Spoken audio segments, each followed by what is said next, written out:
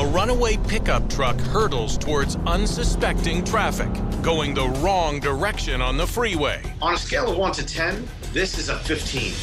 That generally ends with someone being killed. Two officers are forced to stare down unthinkable danger. This is going above and beyond the call of duty. You are literally putting your life in harm's way. Their mission at that point is to literally, purposely hit the vehicle. And the cameras are running in the final moments before catastrophe hits. And later, an out-of-control car careens through an upscale Houston neighborhood. A family watches in horror before deciding to take dangerous action. Watch as two men take matters into their own hands. A citizen can make an arrest using physical force. Stop it! If something would have happened, then I would have had to live with it. I didn't want that. Come on, stop, man! This is definitely personal. Get the out of the car. Ale! Hey! Stop, man! Stop it! There are almost 4 million miles of roads in the United States. And there are certain times when driving on them is especially dangerous. The truck heading the wrong way down northbound 131. July 27th, 2018, 2 a.m., Wyoming, Michigan. In the dark hours of the early morning, a call goes out to officers patrolling the streets. Police get a call for a wrong-way driver on the highway driving drunk. That generally ends with someone being killed. On a scale of 1 to 10, this is a 15. Police Sergeants Chris DeBoer and Rob Meredith respond to the call. So at 2 a.m. in the morning, it's not uncommon for police to get calls for drunk drivers because that's when the bars are closing, that's when people are out on the roads. So the objective here is to stop this drunk driver before he or she winds up injuring or killing someone, including themselves. They know the runaway pickup truck is heading south on the northbound 131 highway, and hundreds of unsuspecting drivers have no idea the danger racing towards them. Many lives could be lost. That impact is tremendous. They don't have a lot of time. They have to come up with a plan. As the officers race through the dark side streets south of where the pickup truck was last spotted, there's only one thought on their minds. We got to get traffic stopped. We have the luxury of having radios and hearing what's going on. Other people traveling northbound have no clue what's coming at them at 80, 90 miles an hour. That was our main goal, was to get there, block traffic, shut it down, get people off the roadway. The patrol car takes the ramp to Highway 131 heading north and comes to a stop. It's about 3 miles south of where the truck was last reported seen heading into oncoming traffic. And we thought we'd just stop traffic, and that was merely our intention. So far, the sergeants are in luck. Highway 131 seems relatively quiet in both directions, maybe too quiet. And then, a pair of oncoming headlights appears on the horizon, much earlier than anticipated. As soon as we positioned our vehicle, the truck was coming at us around the curve and underneath the bridge. We really didn't have time to shut everything down. And now, the two officers are all that stands between the speeding pickup truck and the traffic heading north. You know, when I was in the academy 20-some years ago, there was never really any discussion on how to stop a wrong-way driver on the expressway. I used our spotlight. I move it back and forth in the roadway to try to grab his attention. Good or bad, I was hoping just one more visual cue that, hey, we're here, and you're going the wrong way. But the truck only picks up speed. Sergeants DeBoer and Meredith can no longer merely stop traffic. They must make a decision that could cost them their lives. Try to stop the truck itself. Police are used to chasing speeders on the highway. Sometimes, in order to bring that speeder to a halt, they will enact a maneuver called a pit maneuver, where they will try to move the back of the vehicle by using the front of their cruiser and having the vehicle spin around off to the side of the road. This is going above and beyond the call of duty. You are literally putting your life in harm's way to prevent this driver from hurting other people. These police officers are now thinking about mathematics and physics. How do we position our car to just throw this other car off slightly? It's like a tangent. We are going to set up like this. So it's really a risky decision. Is this going to work? They're going to find out. These officers are basically putting themselves in between the speeding drunk driver going against traffic and the traffic behind them. Watch yourself, watch yourself. Their mission at that point is to literally, purposely hit the vehicle, they are in a very scary situation. And they know that this could go really, really wrong. As the truck approaches, Sergeants DeBoer and Meredith can only hope and pray that they will survive the inevitable impact. I do remember wanting to keep it in drive. Foot was on the brake and on the gas. He's coming around the curve. He's still in the inside lane, which is next to the cement barrier, which I think we're going to be okay. But seconds later, he straightens out his turn and is coming straight at us. A car accident involving a police car shut down a portion of US 131. July 26, 2018, in Wyoming, Michigan, starts as an ordinary Thursday night for Sergeants Rob Meredith and Chris DeBoer, until a frightening call comes over the airwaves. There was a wrong-way driver on the expressway, southbound 131 in the northbound lanes. At the time, our cars were all out on the road. That's the one reason why we jumped in together. I was driving, he was passenger. We know each other, we're friends, but we never actually worked in the same cruiser together. We just got promoted. I've been at Wyoming for almost 21 years. He's been here 9 years or so. That was our very first shift ever working in the same car together.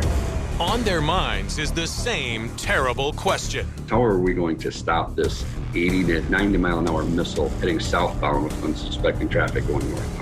But the reckless driver doesn't slow down. And now, the two officers are all that stands between the speeding truck and unsuspecting traffic to the south. Lives will be lost if they don't act immediately. That moment when you have an oncoming vehicle heading straight for you and you have nowhere to go is just a very surreal moment to be in, because your life is literally flashing in front of you. And at the final possible moment, Officer DeBoer makes a sudden move. I jerk the steering wheel to the left. And when I jerk it to the left, I suddenly accelerate, and that's when we crash. After the crash happened, everything slowed down. I was still breathing, which I thought was good. I remember hitting my head. I remember quite a bit of neck pain, but I remember that I could still talk, I could still breathe. Sergeant Chris DeBoer is still alive, but he's filled with dread about his partner, Sergeant Rob Meredith, who was sitting on the passenger side, which bore the brunt of the impact. It was a gut check moment, like I didn't really know. You all right?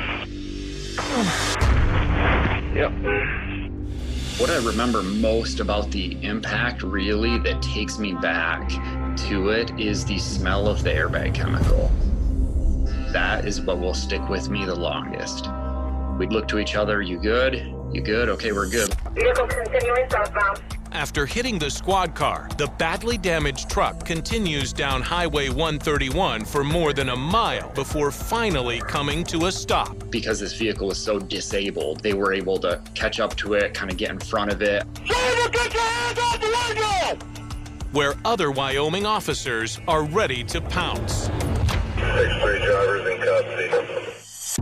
Amazingly, Sergeants DeBoer and Meredith are not only still alive, but they have no serious injuries. Their survival may have come down to Sergeant DeBoer's last-minute maneuver. Officer DeBoer slightly turned the front wheel so that the front bumper really set the other car off its course.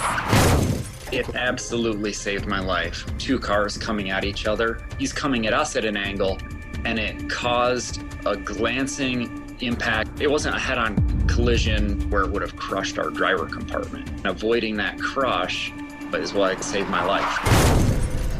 Uninjured, the two men get out of the car to survey the damage. Part of his driver's or passenger side wheel was actually laying next to our cruiser. He was driving on 3 wheels.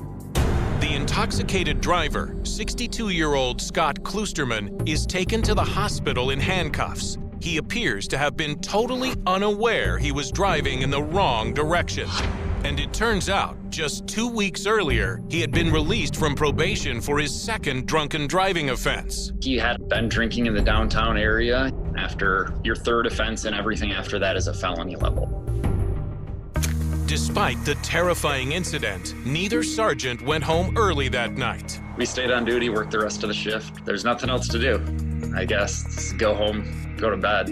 Scott Kloosterman pleads guilty to driving drunk, and he's sentenced to between 15 months and 5 years in prison. He also enters an alcohol treatment program. To this day, Sergeants DeBoer and Meredith know how lucky they are. I don't think that either one of us went on the roadway with the intention of ramming a guy head on. We come to work thinking we'll go home to our families in the evening. That evening, Rob and I very well could not have gone home to our families. Other officers were trying to do the same thing as I was. They were trying to stop this car. It just happened that we were in the right position to make that tactical move to do it. All right, we got them coming at us, dispatch. These officers did a phenomenal job because they had to come up with a plan in a matter of seconds. No one was severely injured. Certainly no one was killed. You couldn't have asked for a better result.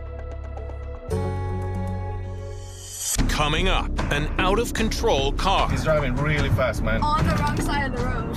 A terrified family. Dad, stay back. And a final confrontation. Hey, what's up, man? Get the out of the car. A peaceful summer evening is turned upside down by the sound of screeching tires. Story comes out of the What Would You Do file. Watch as two men take matters into their own hands. Hey, what's up, man? July 22nd, 2017, Houston, Texas. A white Ford Mustang weaves erratically along the quiet streets of the River Oaks neighborhood.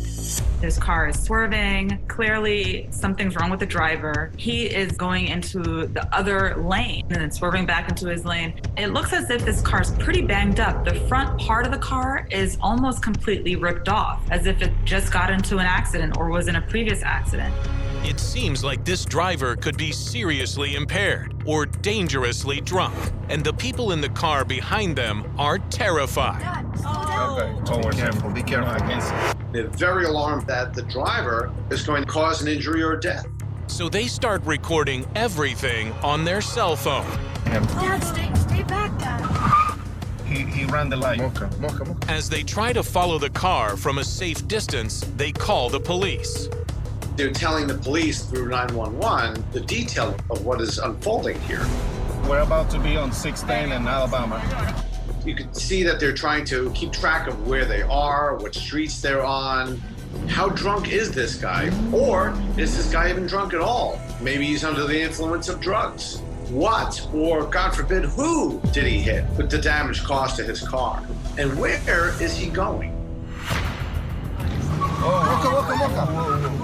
my God! He was able to control it, but he didn't crash. You hear the anxiety in their voices because the car is clearly damaged, which means that this driver's already hit something or someone. He's driving really fast, man. On the wrong side of the road. And they are fearful that the driver is going to hit someone else, so they're doing everything that they can to alert the authorities, try to bring this to a close. The driver isn't slowing down, and with every passing second, the danger to others on the road skyrockets. He might hit somebody that is coming. Be careful. Then, the car suddenly takes a sharp turn into a busy parking lot of a supermarket full of shoppers. The pursuing car follows this other car into a parking lot, and they try to make some noise. They try to get the attention of a security guard.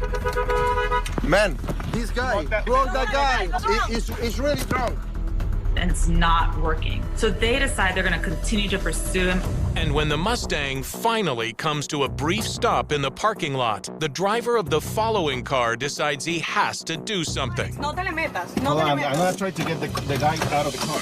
As he and one of his passengers head toward the damaged Mustang, they have no idea what they're walking into. The danger of them pulling this intoxicated driver who's under the influence of something out of their own vehicle. Hey, what's up, man? Put them in a very dangerous situation because they don't know if this driver's armed with a knife or a gun. Stop it!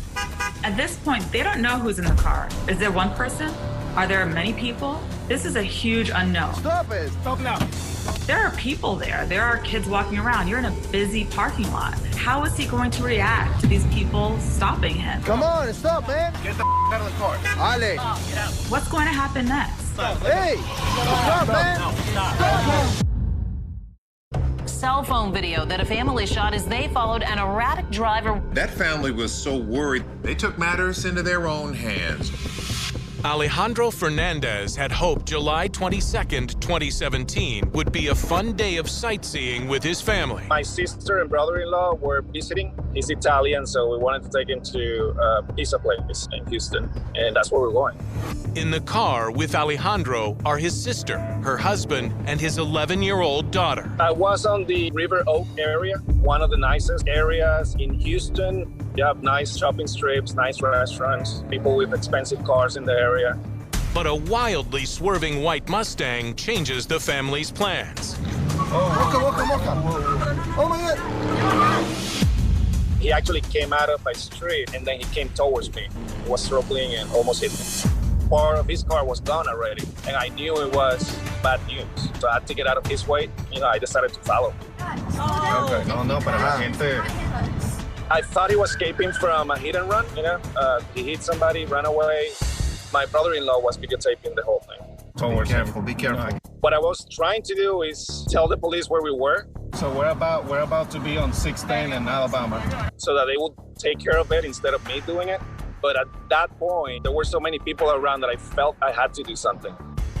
Maybe he could have run over a kid. Maybe nothing would have happened, but if something would have happened, then I would have had to live with it. It turns out drinking and driving is intensely personal for Alejandro. My two best friends died. One of them, after partying about 10 years ago, he drank too much and crashed against a light pole. He just died hours later at a hospital. I have another friend. He went on his bike to get something. A drunk driver ran a red light and hit him. He died like 3 hours after at the hospital. For Alex, this is definitely personal. And that brings an added intensity to the situation because there's a pretty painful past. I think that stirs about feelings where you feel like, I cannot let another family suffer. I can't turn a blind eye. Alejandro and his family follow the Mustang into a crowded supermarket parking lot. And then an opportunity to intervene presents itself. When I saw somebody backing up and kind of blocking him and he had to stop, that's when I decided to jump out of my car and try to take him out of his car. Hold on, I'm gonna try to get the guy out of the car. I couldn't see inside at all. I didn't know if he was with somebody. It was like super dark windows. I had no idea who was inside with him. But he was by himself. This is really intense. You don't know if this person has a weapon. You don't know what substances this person is intoxicated with. Hey, what's up, man? Stop it! When I was able to open his door, he put his car in park by mistake. Come on, stop, man. Stop. Just chill out. Stop. He was trying to put it into drive again. And I was fighting with him, trying to get his hand out of the stick so that he wouldn't put the car into drive again. Stop. Just chill out. Stop. I tried to turn off his car, but I couldn't reach the ignition. And that's why I grabbed him and I tried to pull him out of his car because I know he was trying to get away. Alejandro pulls 28-year-old Sirkan Ash out of the car. Get the out of the car. And he appears every bit as intoxicated as his reckless driving would suggest. They pull him out of the vehicle and he's, just kind of like, what's going on? As most drunk drivers are. Alejandro and his brother-in-law put Ash under citizen's arrest as they wait for police to arrive. All right, can we stop? No, we're gonna wait till the police come here. A citizen can make an arrest of someone, but they have to be turned over to the police without delay. Using physical force, they can hold them in place, and then the police will come and take over from that point, handcuff the person, put them in the car, and bring them to the station house to be processed for the arrest. Right now, you're just under arrest, okay? Yeah. So that's a good thing that he didn't put up a fight. He didn't get violent with the people who pulled him out of his car. He didn't get violent with law enforcement when they showed up. HPD's here. Thank you. Yep. After taking a breathalyzer, Ash is charged with a felony DWI because it's his third offense. Their actions were quite impressive. It was very police-like in the way that they removed this driver, secured the vehicle so it didn't roll or drive away, and hold them there until the police arrived for them to make the official lawful arrest. All things considered, this situation came to a peaceful resolution, so you couldn't have asked really for a better ending. In the moments after the arrest, Alejandro reflects on his decision to take action and how badly it could have gone. I don't think I was thinking too much about what could happen. Come on, stop, man. I just wanted to stop the guy. I know he could have hurt somebody. I got nervous after the police took him, because you start thinking about what could have happened. I mean, something could have happened. He could have had a knife or a gun. Everybody has guns in Texas. The video of the wild car pursuit and the citizen's arrest goes viral, and not without some controversy. This is really intense and high risk. Having a child in the car just makes the situation even more stressful. However, this family decided that they were going to go for it. I generally wouldn't recommend people start pulling other people out of their cars. You don't know what this person is on. You don't know if this person is armed. They don't know what they're about to get into. So they've now introduced themselves into a whole world of unknowns. I know what I did was good and all that I care about. What I did was something that I think anybody could have done. I did it because it was the right thing to do. Bicho. A young woman is making her way home. Alone at night on a metro. When all of a sudden, the victim attacked for no apparent reason. It's a horrifying assault. He wants to kill me. But she fights back. You punched the wrong woman. And coming up later, think no one is watching you while you sleep? So creepy. Think again. It's haunting. It doesn't seem real. It's like something out of a movie. How does this young couple react? An intruder watching him sleep. Friday, September 4th, 2020. Miami, Florida, 10:41 p.m. 29-year-old Andrea Puerta is heading home after a long day's work as a dog walker. I need to walk around 12 dogs to 30 dogs, depends on age. So I take the Metro Mover like I always do. Usually the train is a place where Andrea can unwind. I always feel so safe here.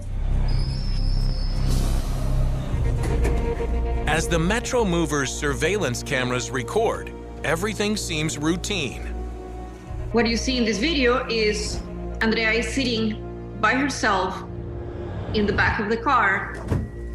I was in my phone like I always do it. Everything was normal. Then, a man comes into the car. Andrea doesn't pay any attention to him, but he's behaving suspiciously.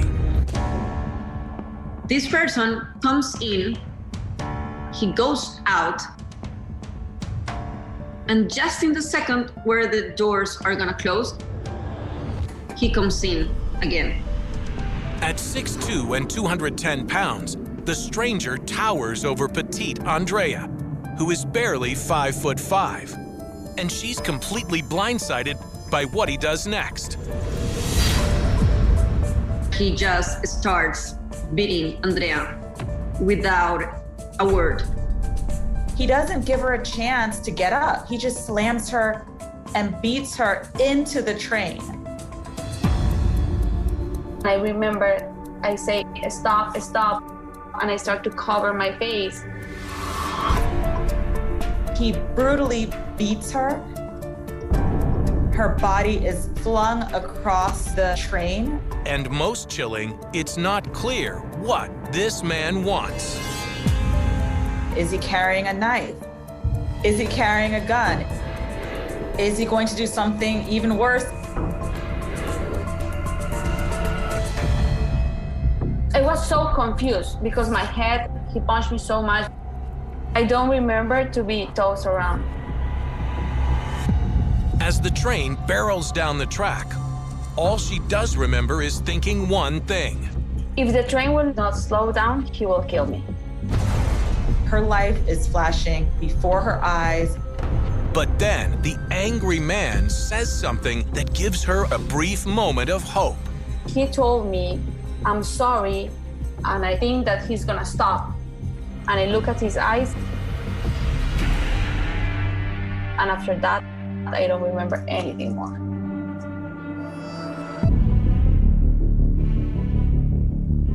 Andrea is helpless as the man continues his attack.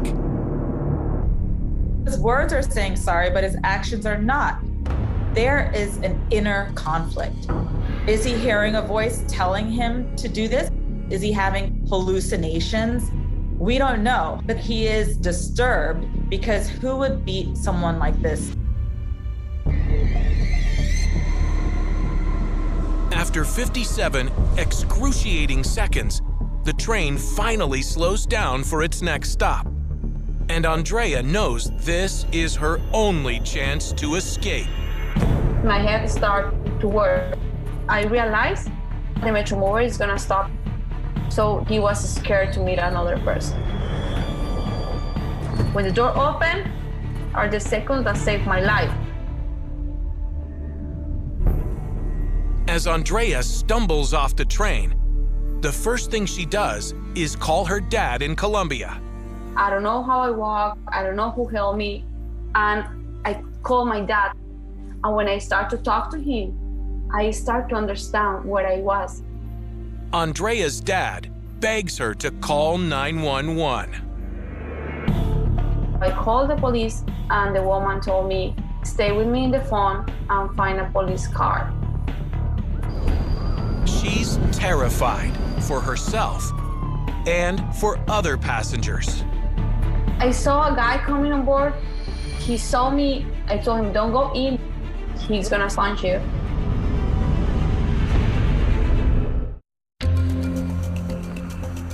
Dazed and injured, Andrea limps away from the train station with police still on the phone. But a few blocks away, she sees something that makes her freeze. I see a police car 2 stations after the station that I live. He was there. He was arrested. Suddenly, she comes face to face with this attacker, and now he's being arrested for beating up 2 more people. Lucky for them that they were 2. And while he's attacking one of them, the other one gets to reach the alarm. One man is punched in the head, the other pummeled to the floor. Once the train stops, this guy just nonchalantly gets off the train and acts as if nothing happened. That's when the police finds him. I was so angry. And I say for the police, this guy punched me. I look at his eyes and I start to take pictures of him. The one that he always remembered what he did to me. The man is 25-year-old Joshua King. He's arrested on charges of aggravated battery. She wants to show the police that this is the guy that attacked me brutally. He's not getting away. A vicious and alarming attack on board a Miami Metro Mover. The alleged attacker caught, but many are left on edge after what happened. Because of what's called the Baker Act in Florida, which allows for mental health evaluation, King spends only 1 night in jail and is then sent for mental assessment. These psychological evaluations will be crucial. Who knows, maybe he was hearing voices telling him to attack them. But it makes Andrea angry. He tried to kill me. My body is completely destroyed. The attack leaves her with bruises across her face and arms, a concussion, broken rib, fractured jaw, and back injuries. She was in a really, really dark place. She was physically wounded, she was mentally wounded, and she was emotionally destroyed. This was an attempt of murder. He was going to kill her. And the only thing that he didn't have was the time. It takes more than 2 weeks before police release the video of the attack, and Andrea is able to watch what happened. For 15 days, I didn't know how bad this was.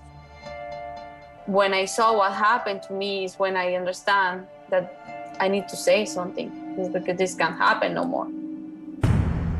After the video was released, I watched it with her. It just got me sick to my stomach. The video elicits outrage. This is the video of that brutal beating on the Metro Mover. The victim attacked for no apparent reason. The video of what took place is disturbing. Andrea posts the video on social media, and as her friends help circulate it, it quickly goes viral. Once we put up the video, everyone started reaching out.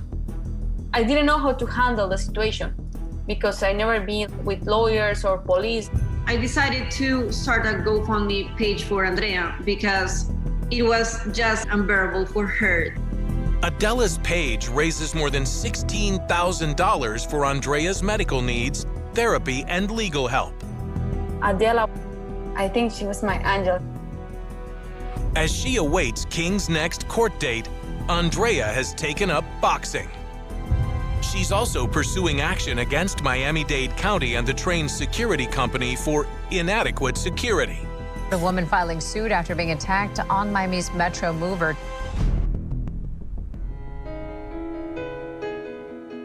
I have my moments that I cry because I think that I lost the person that I was because I don't see the role like before.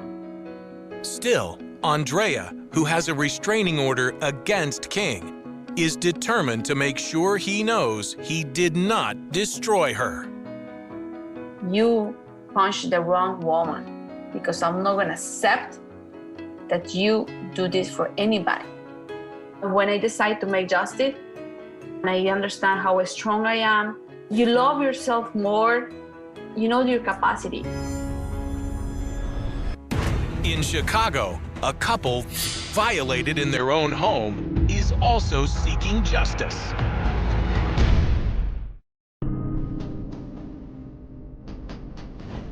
Monday, July 25th, 2016. Chicago's Bucktown neighborhood, 3 a.m.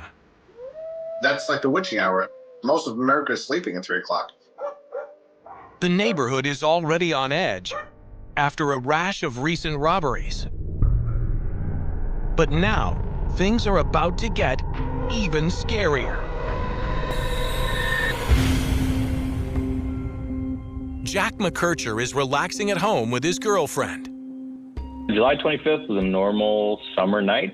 I'd been hanging out on the balcony on the top floor and just kind of chilling. After that, came inside and just ended up kind of watching TV, falling asleep on the couch. But what they don't know is that they're not alone.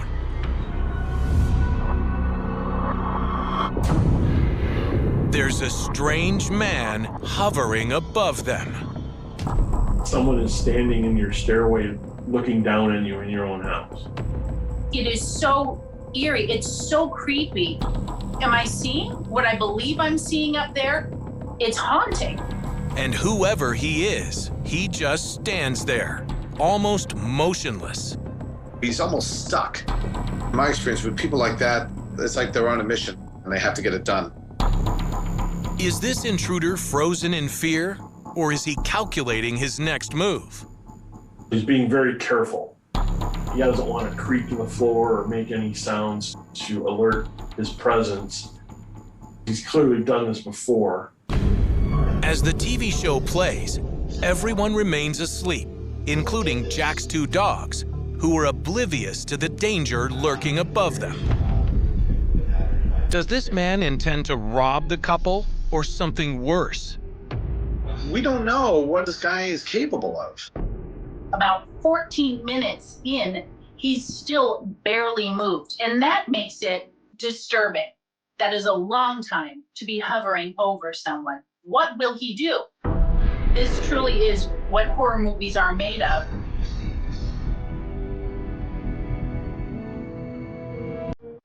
When the show ends and the credits roll, the intruder slips back into the darkness. Seconds later, the unsuspecting couple wakes up. They have no idea what awaits them upstairs. The homeowners are literally following this burglar into their bedroom. What is he going to do? All this can go bad real quick.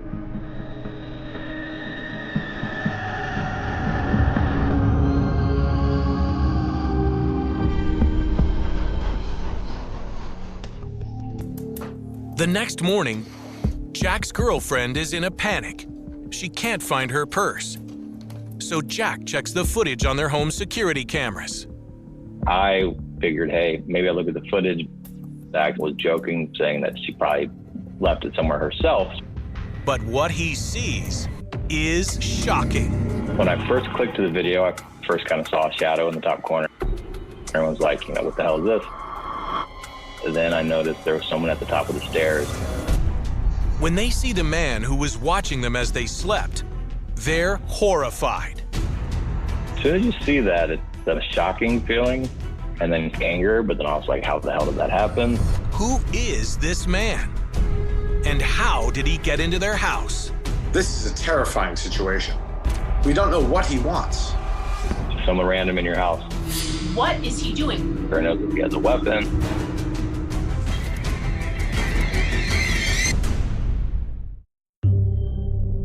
Jack watches the security footage over and over again, disturbed by how he and his girlfriend barely escaped harm.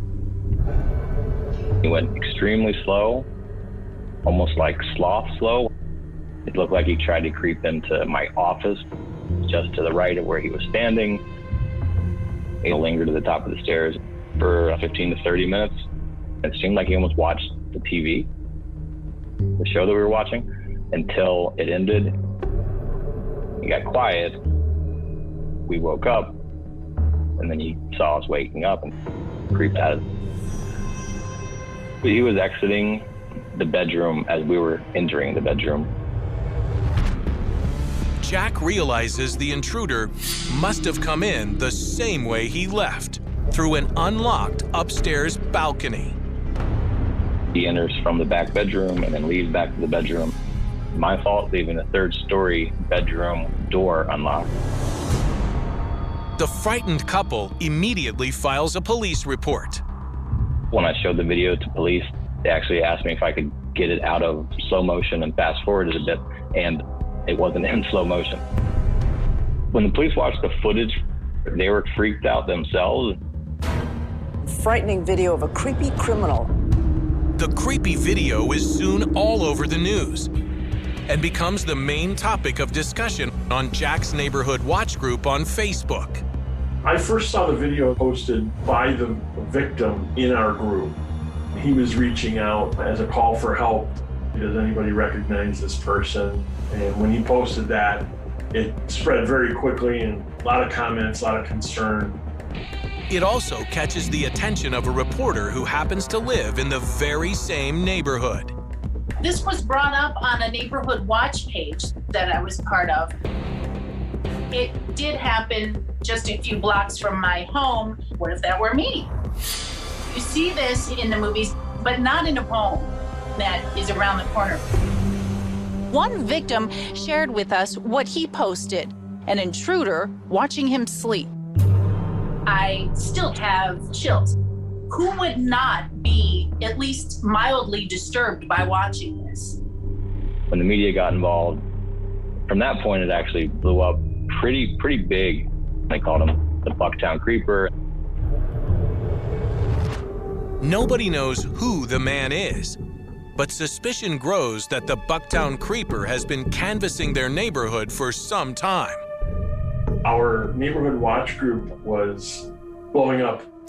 People were posting images of a man on a bike taken from people's security cameras on the outside of their garages and the alleys. The same guy on the bike, I had actually been going door to door throughout the neighborhood, just seeing doors were unlocked. As soon as I saw the footage, I started to put two and two together. The hoodie was the same, everything was the same. Jack is convinced it's the same man who was in his house. I don't know how he noticed a third-story balcony on the back side of a home that's not facing any street being unlocked, but he finally found one. On July 27th, 2 days after the stranger lurks on Jack's stairs, 10-4, I made contact on my others. Police arrest a person of interest. He was riding a red bike, and his clothes match what the intruder was wearing on Jack's footage. It looked just like the man on my stairs. But he's released the same day. And as people fear the Bucktown Creeper is still on the loose, the neighborhood is on edge. Residents stepped up their own patrols, walking together in the overnight hours. He was testing door to door, A lot of neighbors were concerned that their door might be next. Then, 3 weeks later on August 15th. Now to an ABC 7, the Bucktown burglar striking again, another victim coming forward as new video surfaces. A man is caught on camera outside a complex that was burglarized right after Jack's frightening encounter. But it turns out not to be the same guy. That was a completely different person from who was in our video. And then Jack learns that a few days before the second video hit the news, police made an arrest. The man had tried to use a stolen library card that was taken in an overnight burglary.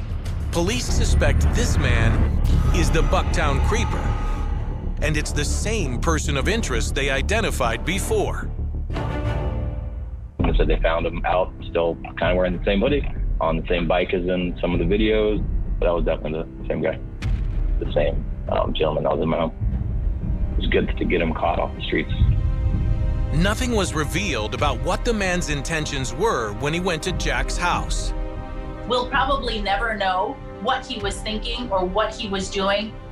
But the creepy incident has left Jack rattled. There is some PTSD that comes with having somebody in your home. You could wake up at night and be like, someone looking at me. I certainly had those thoughts. And Jack says the most important lesson is to never get too comfortable, even in your own home. Got to be smart, lock your doors. You never know what's going to happen. Be wary of anything at all times. Just got to keep your head on a swivel. Just do the right thing. In the summer of 1982, the Green River flowed quietly through King County, Washington, just as it always had. Its waters wound past patches of dense forest, stretches of gravel shoreline, and forgotten corners where nature had reclaimed the land.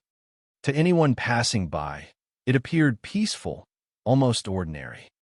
There was little to suggest that this unassuming landscape was about to become forever linked with one of the darkest criminal investigations in American history. It began, as so many true crime stories do, with what seemed like a single tragic discovery. A young boy exploring near the river came upon the body of a woman. The discovery immediately drew investigators to the scene. But at first there was no reason to believe they were witnessing the beginning of something far larger. Murders, though shocking, were not unheard of. A single victim was heartbreaking. A single victim could sometimes be explained. But within days, another body was found, then another. Soon investigators realized they were no longer looking at isolated crimes. They were confronting a pattern, and patterns have a way of revealing terrible truths. As more victims were discovered near the Green River, local newspapers searched for a way to describe the unknown predator responsible. Before long, the name Green River Killer appeared in headlines, a title that would remain synonymous with fear for decades. Yet at that moment, the name represented nothing more than a mystery. No one knew who the killer was. No one knew how many women had already died. No one knew that the investigation would continue for nearly 20 years before finally reaching its conclusion. The women who disappeared shared striking similarities. Many worked as sex workers. Others had run away from home. Some struggled with poverty or lived unstable lives that left them especially vulnerable. Their disappearances often unfolded along Pacific Highway South, also known as Route 99, a busy roadway stretching through King County where vulnerable women could frequently be found searching for customers, transportation, or simply another chance to survive another day. In many cases, these women disappeared without witnesses. Their absences were not always reported immediately. Some had become disconnected from family members. Others had learned to move frequently from place to place. For investigators, each missing person report represented another puzzle, but at first, those puzzles appeared unrelated. Only after bodies began appearing near the Green River did law enforcement recognize that someone might be systematically targeting women whose disappearances could too easily be overlooked. The emerging pattern presented investigators with difficult questions. Why were these women being selected? Was the killer choosing victims at random? Or was there a deliberate strategy behind every disappearance? If these crimes were connected, how long had they been occurring? Most unsettling of all was the realization that the person responsible was still out there, moving freely through the same communities where the victims had last been seen. Every day that passed without an arrest created the possibility that another woman would vanish. Every new discovery added urgency, yet each answer seemed only to produce more questions. Detectives found themselves facing one of the greatest challenges in homicide investigations: identifying a stranger who left remarkably little behind. What made the investigation especially difficult was not simply the number of victims, but the nature of the crimes themselves. The women who disappeared often lived lives that placed them on the margins of society. They worked dangerous jobs, traveled alone, or lacked stable housing. Gary Ridgway would later admit that this was exactly why he chose them. According to his own confession, he believed these women could disappear without attracting immediate attention. He thought they would be less likely to be reported missing quickly. He believed investigators would have fewer leads and fewer witnesses. It was a chilling calculation, not driven by impulse but by opportunity. Ridgway would later say that he hated many prostitutes and viewed them as easy targets. Those admissions, made years after his arrest, would help investigators understand not only how he selected his victims, but why his crimes continued for so long without interruption. The killer himself did not resemble the image many people imagine when they think of serial murderer. There were no dramatic confrontations with police, no reputation for unpredictable violence visible to neighbors, no obvious signs that an extraordinary danger existed behind an ordinary face. Gary Leon Ridgway appeared to be exactly the sort of man who blended effortlessly into everyday life. Born on February 18, 1949 in Salt Lake City, Utah, he was raised near Seattle, Washington. He served in the United States Navy during the Vietnam War before returning home to build what looked like a stable life. He worked for approximately 30 years as a truck painter at the Kenworth manufacturing plant. He married 3 times. He had a son. He owned a home. Those who knew him often described him as quiet, hardworking, and reserved. There was nothing about his routine that immediately suggested he would become one of the most notorious serial killers in American history. That ordinary appearance would become one of his greatest advantages. Investigators eventually learned that Ridgway often approached women with friendliness rather than aggression. He drove either his personal vehicle or a truck through areas where sex workers were known to gather. He spoke politely. He negotiated prices. Sometimes he even showed photographs of his son to create the impression that he was simply another father, another customer, another ordinary man passing through. For women whose daily survival depended on evaluating strangers within seconds, Ridgway gave them few reasons to fear him. His calm demeanor lowered their guard. Only after they entered his vehicle did the danger begin to unfold. The murders themselves followed a pattern that investigators would later reconstruct through physical evidence and Ridgway's own confessions. After gaining a victim's trust, he drove to isolated locations, sometimes remote wooded areas, sometimes his home, and sometimes deserted places far from public view. There, he created an opportunity to move close enough to attack. His preferred method was manual strangulation. He later admitted that strangulation allowed him to kill quietly, without attracting attention through loud noises or the use of obvious weapons. Once the victim died, he transported the body into forests, riverbanks, or other secluded areas throughout King County. Many victims were discovered only after significant decomposition had already occurred. Some remained unidentified for years. Others would not even be found until long after they had disappeared. One aspect of Ridgway's behavior particularly disturbed investigators once they learned the full extent of his crimes. He confessed that he frequently returned to locations where he had left bodies. Sometimes he wanted to see whether the remains had been discovered. Sometimes he moved them if he believed the location had become unsafe. He also admitted that, on occasion, he committed acts of abuse toward the bodies after death. These admissions revealed not only the calculated nature of his crimes, but also why investigators struggled for so many years to piece together accurate timelines. Dump sites changed. Bodies were relocated. Environmental conditions destroyed evidence. Every revisit made an already difficult investigation even more complex. As victims continued disappearing, King County authorities realized they were confronting something unprecedented. The growing number of cases demanded resources beyond those available to ordinary homicide investigations.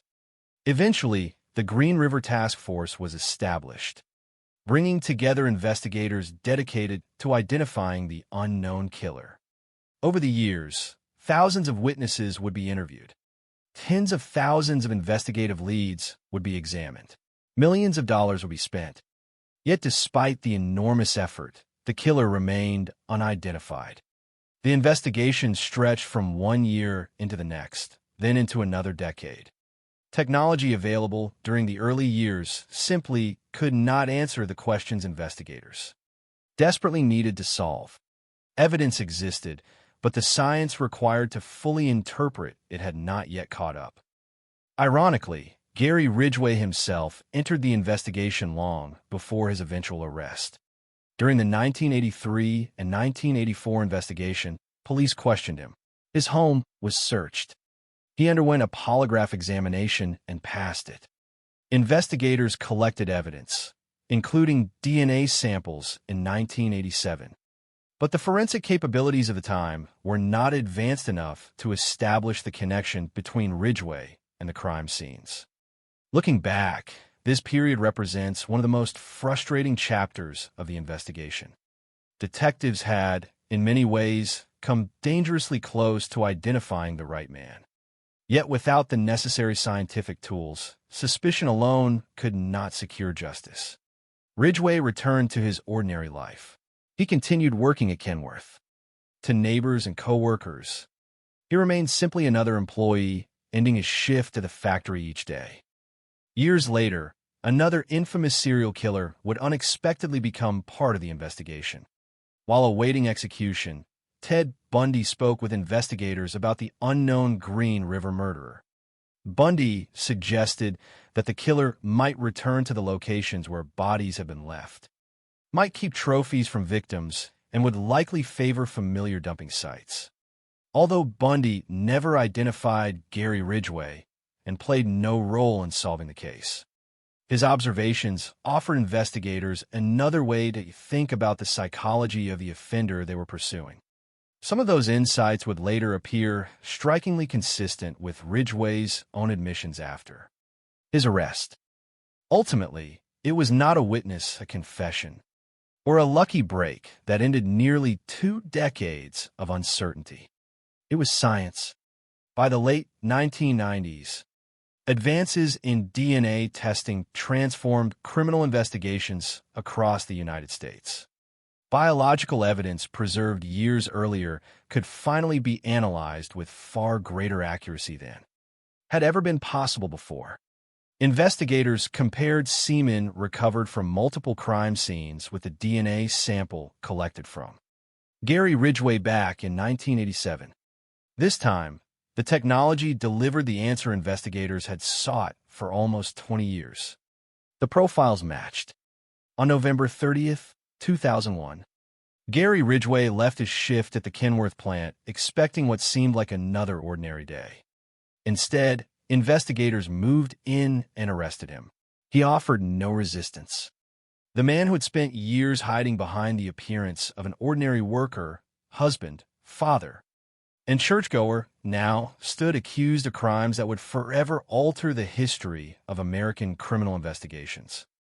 In the months that followed, the full scale of the case began to emerge. Ridgway agreed to confess in exchange for avoiding the death penalty. During extensive interviews, he admitted that he had killed so many women he could no longer remember the exact number. He estimated the total might exceed 70 victims. He acknowledged choosing women he believed would be easy to disappear. He guided investigators to additional locations where remains had been left, helping authorities recover victims who might otherwise never have been found. In 2003, he pleaded guilty to 48 counts of first-degree murder. Years later, in 2011, a 49th murder conviction was added after advances in DNA technology identified another victim. He received 49 consecutive life sentences without the possibility of parole. Even today, investigators believe the true number of victims may never be known. Gary Ridgway remains imprisoned in Washington state, and as recently as 2024, authorities temporarily transferred him from prison to assist in the search for additional human remains connected to the investigation. Whether those searches revealed new evidence has never been publicly disclosed. What remains certain, however, is that the Green River Killer left behind one of the longest, most complex, and most haunting serial murder investigations in the history of the United States. Not simply because of the number of victims, but because so many of those victims were women whose lives had too often been overlooked until it was far too late. Long before the name Green River Killer became known across the United States, King County, Washington, was simply home to thousands of ordinary people living ordinary lives.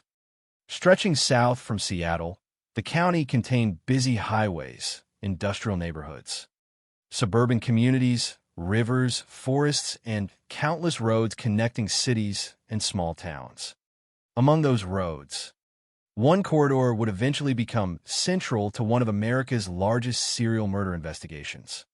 Pacific Highway South, commonly known as Route 99, was a place of constant movement. Cars traveled its lanes day and night. Businesses opened and closed. Factory workers commuted to their jobs. Travelers stopped for fuel, food, or rest before continuing on their way. Yet behind that everyday routine existed another reality, one inhabited by people whose lives often unfolded outside the notice of the wider public.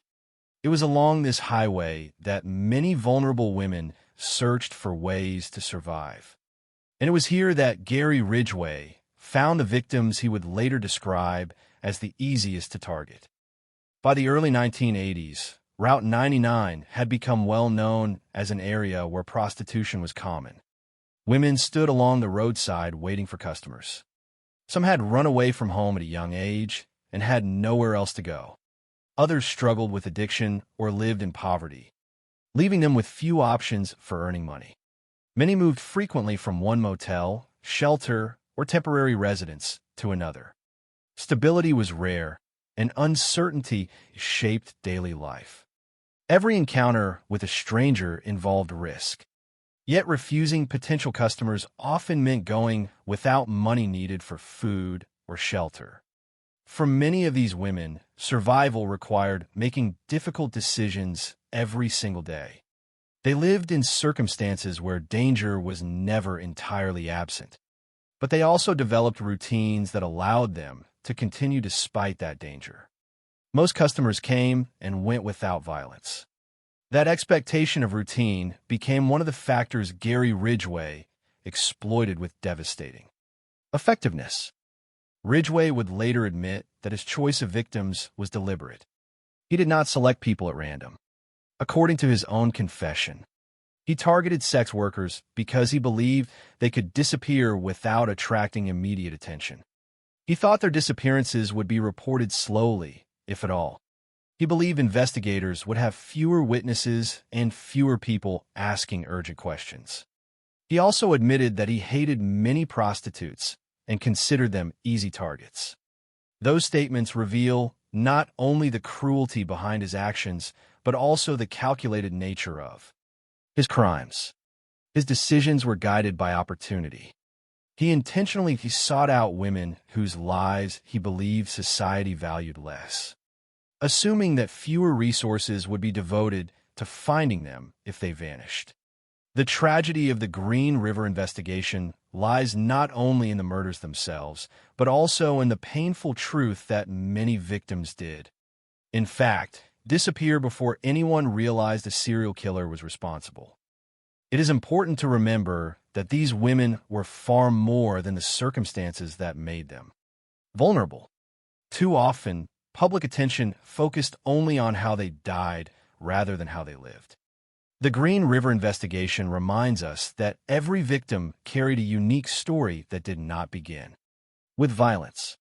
Each woman had a name, relationships, memories, hopes, and people who cared about her. Some maintained contact with parents or siblings. Others dreamed of building different lives beyond the difficulties they faced. Some had children of their own. Their occupations or personal struggles did not diminish their humanity, nor did they lessen the grief experienced by the families who waited for phone calls that never came and searched for answers that remained hidden for years. Among the first victims whose bodies were discovered were Wendy Lee Caulfield, only 16 years old, Deborah Bonner, 23, Marcia Chapman, 31, and Opal Mills, another 16-year-old. Their discoveries near the Green River during August 1982 transformed what had appeared to be isolated disappearances into something far more alarming. Investigators quickly recognized similarities among the cases. Each victim had been killed by strangulation. Their bodies had been left in relatively secluded outdoor locations. The pattern was impossible to ignore, as additional remains were located in the weeks and months that followed. Investigators began assembling what would eventually become one of the largest serial homicide investigations in American history. Yet behind every investigative report stood families confronting unimaginable uncertainty. Instead of celebrating birthdays or holidays together, they found themselves waiting for news from detectives, hoping desperately that the next telephone call would finally explain what had happened to someone they loved. For law enforcement, the investigation presented extraordinary challenges from the very beginning. Missing person investigations often depend upon understanding a victim's daily routines, identifying where they were last seen, and interviewing friends, co-workers, and relatives who might provide useful information. In the Green River cases, many victims lived highly mobile lives. Some changed locations frequently. Others interacted with numerous strangers every day through prostitution. Their last known movements were often difficult to establish with certainty. Even determining precisely when someone had disappeared could prove complicated. By the time bodies were discovered, environmental exposure had often damaged valuable forensic evidence. The forests and remote areas where victims were abandoned concealed remains for extended periods, making identification and reconstruction of events increasingly difficult. Every delay widened the gap between the crime itself and investigators' ability to answer even the most basic questions. While detectives struggled to understand the growing number of disappearances, Gary Ridgway continued living a life that appeared remarkably ordinary. Born on February 18, 1949, in Salt Lake City, Utah, he was raised near Seattle, where he spent most of his life.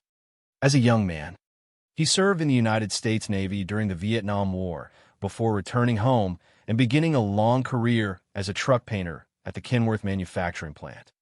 He would remain employed there for approximately 30 years, establishing a reputation as a dependable worker. Outside his job, he married 3 times and became the father of 1 son. He owned a home and attended church regularly. Friends, co-workers, and neighbors generally saw nothing extraordinary about him. He did not present himself as a violent individual. Instead, he blended into the routines of everyday suburban life so completely that few people would have imagined he could be connected to a series of murders unfolding only miles away. This contrast between appearance and reality would become one of the defining characteristics of the case. The image of a serial killer often includes dramatic behavior or obvious warning signs visible to everyone around them. Gary Ridgway challenged those assumptions. His daily routine appeared disciplined and predictable. He went to work, returned home, maintained relationships, and participated in ordinary community life.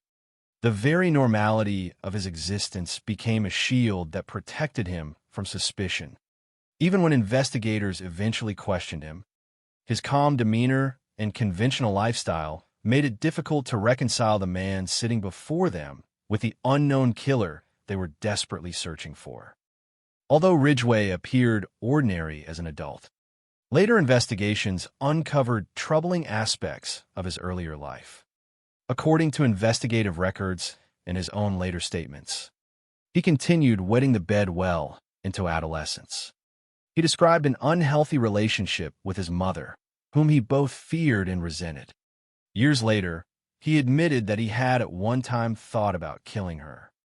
These details attracted considerable attention once his crimes became known, not because they explained his actions, but because they formed part of the broader picture investigators attempted to understand after his arrest. More significant from a criminal perspective was an incident that occurred when Ridgway was approximately 16 years old. During that episode, he stabbed a 6-year-old boy who survived the attack. The child lived, and Ridgway was not convicted of a serious offense. But the assault became recognized as an early act of violence long before the Green River murders began. Another aspect of Ridgway's personal history emerged through his own admissions following his arrest. He acknowledged an obsession with sex and said that, as an adult, he frequently visited prostitutes. This behavior placed him in regular contact with the very population he would later target. It also allowed him to become familiar with the environment surrounding Pacific Highway South. He understood where women worked, how interactions typically unfolded, and how to present himself as an ordinary customer. That familiarity gave him opportunities unavailable to someone unfamiliar with the area or the routines of those living there. Investigators would later conclude that his outwardly polite behavior helped reduce suspicion during initial encounters. Women who met him often had little reason to believe that the quiet customer before them represented an extraordinary threat. The tragedy unfolding in King County was therefore shaped by two parallel realities. On one side stood dozens of vulnerable women attempting to survive difficult circumstances while remaining largely invisible to much of society. On the other stood a man whose life appeared stable, conventional, and respectable. Their paths crossed because Ridgway intentionally sought them out. He drove through familiar locations, approached potential victims with friendliness, negotiated as though he were any other customer, and relied upon his ordinary appearance to lower their defenses. His strategy reflected patience rather than impulsiveness. He did not need to force trust immediately because he understood that appearing harmless often proved more effective than intimidation. As more women disappeared during 1982, fear slowly spread among those who regularly spent time along Route 99. Rumors circulated that someone was targeting women in the area, yet no one knew exactly who or why. Detectives worked tirelessly to connect individual cases into a coherent investigation. But each new disappearance demonstrated how little they still understood. The discovery of additional bodies confirmed that the violence had not ended. Instead, the killer continued moving through the same streets, passing unnoticed among commuters, factory workers, churchgoers, and families going about their daily routines. Every ordinary day that Gary Ridgway completed his shift at the Kenworth plant and drove home represented another reminder of how completely he had hidden behind the appearance of normal life. For investigators, the challenge was no longer simply solving murders. It was identifying a man who looked, spoke, worked, and lived like thousands of others around him. That challenge would define the Green River investigation for nearly 2 decades, while families of the victims continued waiting for the answers they deserved. By the time investigators realized they were confronting a serial killer, Gary Ridgway had already developed a method that was both calculated and consistent. His crimes did not appear to be driven by sudden rage or spontaneous opportunity. Instead, they reflected a pattern that he would repeat again and again over the course of many years.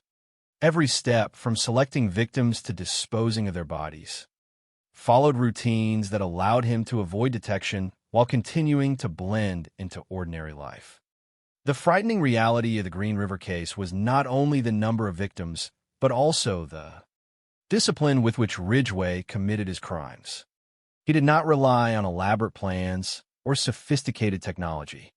He relied on patience, familiarity, and the mistaken belief that the women he targeted would not immediately be missed. According to his later confessions, Ridgway deliberately searched for women whom he believed were vulnerable. His victims were overwhelmingly sex workers, teenage runaways, women struggling with addiction, or women living in extremely difficult circumstances. They were individuals whose daily lives often required them to trust complete strangers for brief periods of time. Ridgway understood this better than almost anyone because he had spent years visiting prostitutes. He knew where they stood along Pacific Highway South. He understood how conversations usually began, how prices were negotiated, and how quickly decisions had to be made. This familiarity allowed him to move through the area without attracting attention. To anyone watching from a distance, he appeared no different from countless other customers driving along Route 99. Years later, Ridgway admitted that he specifically chose sex workers because he believed they were easy targets. He also stated that he hated many prostitutes and believed their disappearances would receive less attention from both the public and law enforcement. Those admissions remain among the most disturbing aspects of the case because they reveal that his crimes were based upon calculated assumptions about vulnerability. He was not simply looking for victims. He was searching for women whom he believed society would overlook. That belief, whether accurate or not, influenced every decision he made throughout the years in which the murders continued. His approach was rarely violent at the beginning. Survivors and investigators later described a man who presented himself as polite, calm, and approachable. Ridgway typically drove either his personal vehicle or a truck through areas where women waited for customers. Rather than behaving aggressively, he smiled, spoke in a friendly manner, and negotiated the price for prostitution as though he were any ordinary client. Sometimes he even showed women photographs of his son. It was an unexpected gesture that helped create the image of a family man rather than a dangerous stranger. A man carrying photographs of his child did not immediately appear threatening. For women accustomed to quickly judging potential customers, this ordinary behavior could make the difference between refusing a ride and accepting one. Once a woman entered his vehicle, the situation changed completely. Ridgway drove away from the busy roadside and toward isolated locations where there would be little chance of interruption. According to his later statements, these locations varied. Sometimes he drove into wooded areas. Sometimes he chose deserted places far from public view. On other occasions, he brought victims to his own home. Regardless of the destination, the objective remained the same: to place himself alone with the victim in an environment where no witnesses were likely to appear. Isolation became one of the most important elements of his method because it dramatically reduced the possibility that someone might hear a struggle or intervene before the crime was completed. Ridgway's preferred method of killing was manual strangulation. Unlike firearms or knives, strangulation required no weapon that could later be recovered by investigators. It also produced little noise compared with other forms of violence. Ridgway later explained that this method allowed him to maintain control over the victim while avoiding unnecessary attention. Investigators found that nearly all of the confirmed victims had died in this manner. The consistency of the killing method eventually became one of the strongest indicators that many separate murders had been committed by the same offender. Although individual crime scenes differed, the similarities between victims pointed toward a single person operating according to a recognizable pattern. The murders themselves often left little evidence behind. Once a victim had been killed, Ridgway transported the body away from the location where the murder occurred. This additional step complicated the investigation considerably because the place where a body was found frequently was not the place where the victim had died. Detectives therefore faced two crime scenes instead of one: the unknown murder location and the remote dumping site where the remains were eventually discovered. Determining what had happened became increasingly difficult as time passed and environmental conditions destroyed evidence that might otherwise have identified the killer. The forest surrounding King County became central to Ridgway's efforts to conceal his crimes. He selected remote, wooded areas, riverbanks, isolated clearings, and abandoned locations where human activity was limited. Thick vegetation and difficult terrain reduced the likelihood that hikers or hunters would immediately discover the bodies. In many cases, weeks, months, or even years passed before remains were located. By that point, decomposition had often reached an advanced stage, making identification far more challenging. Whether animals and natural environmental processes gradually destroyed valuable forensic evidence. Even when investigators found a body, reconstructing the precise sequence of events often proved nearly impossible. Several bodies were discovered close together, adding another layer of complexity to the investigation. Ridgway later admitted that he sometimes left multiple victims in the same general areas because he believed investigators would assume they had died around the same time. Whether this strategy consistently achieved his intended purpose is difficult to measure, but it reflected the deliberate nature of his thinking. He considered not only how to commit murder, but also how investigators might interpret the evidence. Afterward, every decision was influenced by his desire to delay identification and avoid arrest for as long as possible. Perhaps the most disturbing revelations came only after Ridgway's arrest, when he described returning repeatedly to locations where he had abandoned victims. According to his confession, he sometimes revisited dumping sites simply to determine whether the bodies remained undiscovered. If he believed a location might become unsafe, he occasionally moved remains elsewhere. He also admitted that, on some occasions, he committed acts of abuse toward the bodies after death. These admissions shocked even experienced investigators because they demonstrated that the murders did not necessarily end once the victim had died. Ridgway continued interacting with crime scenes long afterward, increasing the difficulty of reconstructing accurate timelines and preserving physical evidence. For detectives, these repeated visits explained several mysteries that had developed during the investigation. Bodies that appeared to have been relocated now made more sense. Changes observed at certain dumping sites could no longer be attributed solely to natural causes. Ridgway himself had altered the evidence. Every return to a crime scene created new uncertainty about when remains had originally been deposited and whether important forensic material had been disturbed or destroyed. The investigation became not merely an effort to locate victims, but also an attempt to understand how the killer manipulated the environment long after each murder had occurred. Meanwhile, Ridgway's ordinary life continued almost without interruption.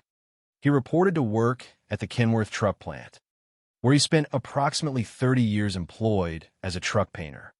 Co-workers generally viewed him as quiet and dependable. He returned home after work. He maintained family relationships. He attended church. Nothing about these routines suggested that he was simultaneously responsible for one of the largest Serial murder investigations in American history. This contrast between public normality and private violence became one of the defining features of the Green River case. Investigators later remarked that one reason Ridgway avoided detection for so long was precisely because he never appeared extraordinary. He did not seek public attention or dramatic confrontations. He relied instead upon consistency, routine, and invisibility. As the number of victims increased throughout the 1980s, fear spread among women working along Pacific Highway South. Rumors circulated that someone was targeting sex workers. Every unfamiliar customer became a potential threat. Yet practical realities made avoiding danger nearly impossible. Many women depended upon meeting strangers to earn enough money to survive. Refusing every unknown customer was not a realistic option. Ridgway exploited that difficult reality.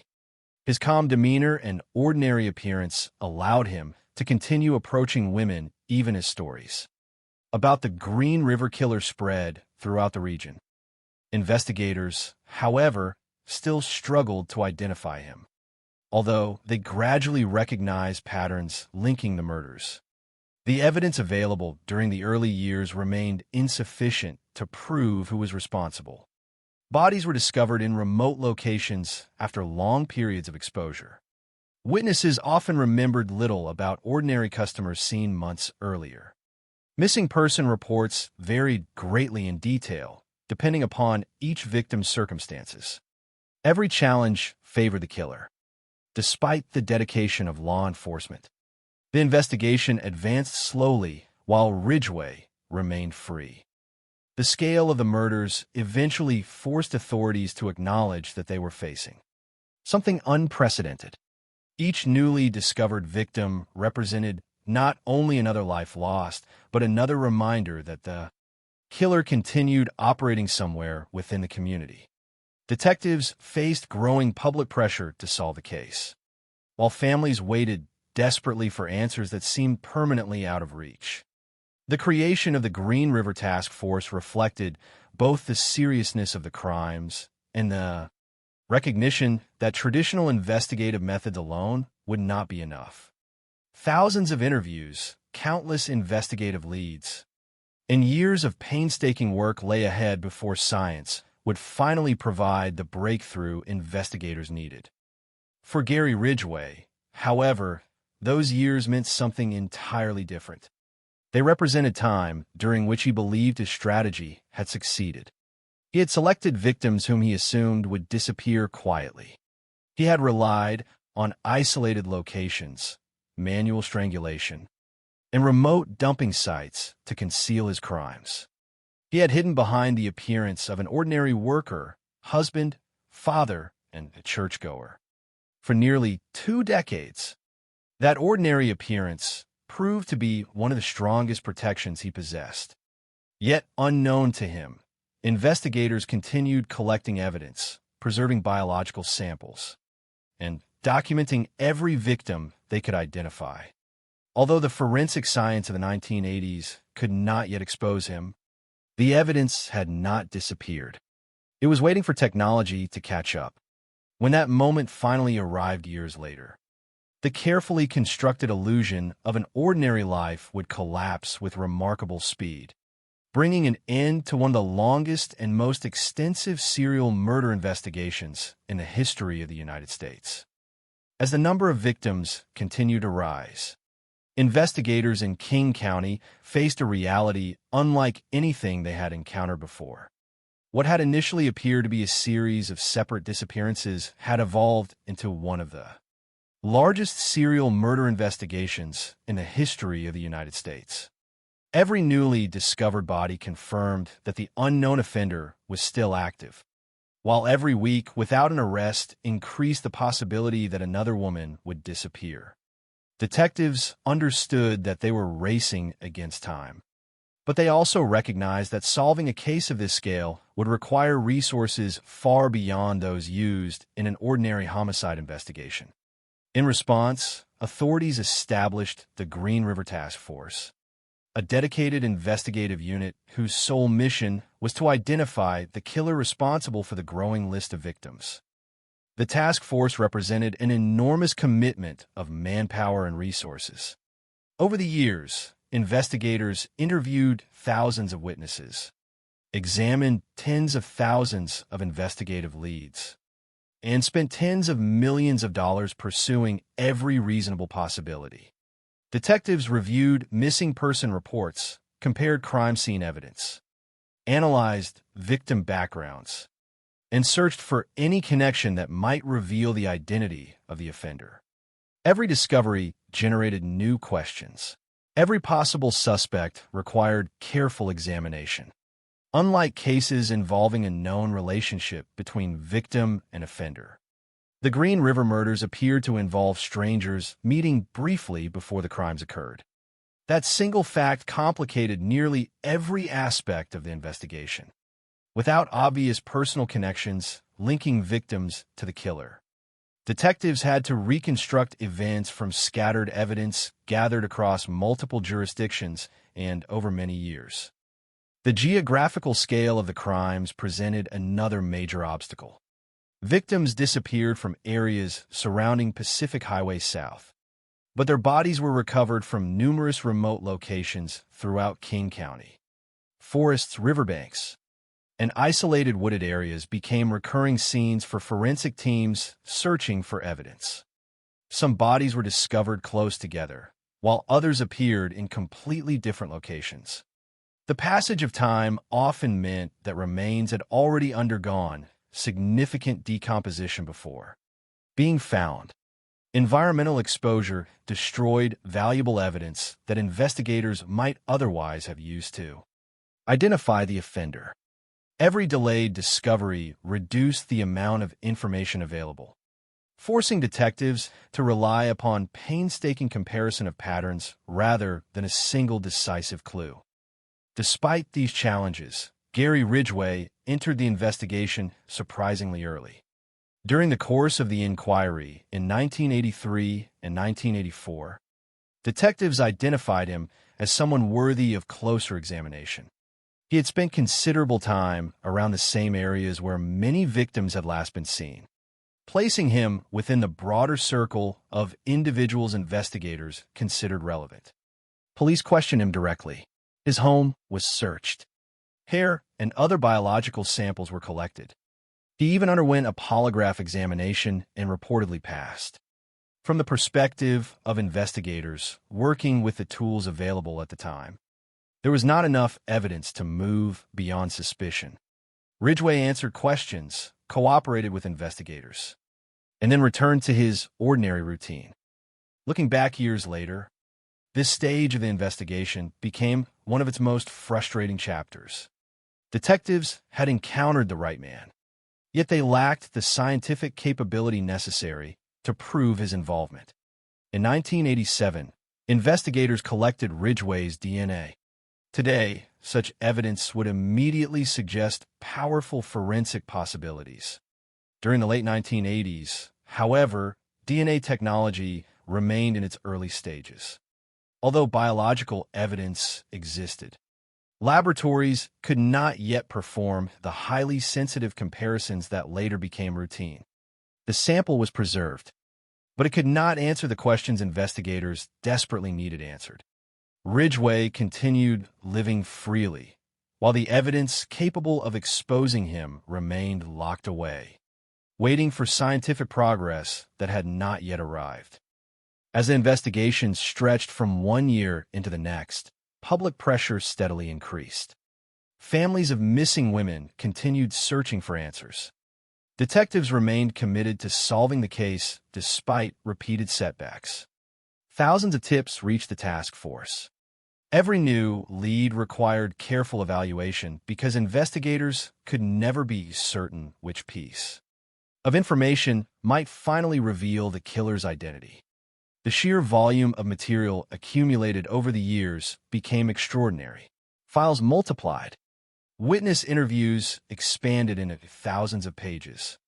Investigators built timelines, compared vehicle descriptions, studied victim movements, and continually reassessed earlier conclusions as new information became available. The Green River investigation evolved into a long-term effort demanding patience, organization, and persistence on an unprecedented scale. One of the more unusual moments during the investigation involved another infamous serial killer, whose crimes had already captured national attention. While awaiting execution, Ted Bundy agreed to speak with investigators about the Green River murders. Bundy had no direct knowledge of Gary Ridgway and never identified him as the offender. Nevertheless, detectives believed that another serial killer might provide useful psychological insight into the behavior of the unknown murderer they were pursuing. During those discussions, Bundy suggested that the killer might revisit locations where bodies had been left, might keep trophies connected to victims, and would probably continue using familiar dumping areas rather than constantly searching for new ones. These observations did not solve the case, nor did they produce immediate investigative breakthroughs. However, they encouraged detectives to think differently about offender behavior and reinforce the possibility that the murderer followed consistent psychological patterns rather than acting randomly. Years later, after Ridgway confessed, investigators discovered that some of Bundy's observations closely matched Ridgway's own admissions. Ridgway acknowledged returning to body disposal sites to check whether remains had been discovered, moving bodies when he believed locations had become unsafe, and revisiting areas he already knew well. These similarities did not mean Bundy had identified the killer, but they demonstrated that experienced investigators were becoming increasingly focused on behavioral patterns that ultimately proved significant once Ridgway's confessions became available. Even with those developing insights, the investigation remained stalled throughout much of the 1980s and 1990s. Detectives possessed an enormous amount of information but lacked the single piece of evidence capable of connecting one suspect directly to multiple murders. The biological evidence collected from several victims represented tremendous potential, yet existing forensic technology could not unlock it. For years, investigators carefully preserved samples, believing that future scientific developments might eventually provide answers. That decision would become one of the most important choices made during the entire investigation. By the late 1990s, forensic science had advanced dramatically. Improvements in DNA analysis transformed criminal investigations throughout the United States. Evidence that had once been considered insufficient could now be examined with remarkable precision. Detectives returned to biological material preserved from earlier crime scenes and compared it with DNA samples collected years before from various suspects. Among those preserved reference samples was the one obtained from Gary Ridgway in 1987. This time, the comparison produced the answer investigators had sought for nearly 2 decades. DNA recovered from semen found on multiple victims matched Ridgway's genetic profile. After years of uncertainty, scientific evidence established a direct forensic connection between the seemingly ordinary truck painter and several murder victims. For investigators who had devoted years of their careers to the Green River Task Force, the DNA results represented the breakthrough they had long hoped would arrive. The evidence did not rely upon memory, rumor, or speculation. It rested upon objective, scientific analysis. After spending years chasing countless leads, detectives finally possessed evidence capable of withstanding the scrutiny of a courtroom. Plans for Ridgway's arrest moved forward carefully. Authorities understood the significance of the moment. They were preparing to arrest the man believed responsible for one of the deadliest serial murder cases in American history.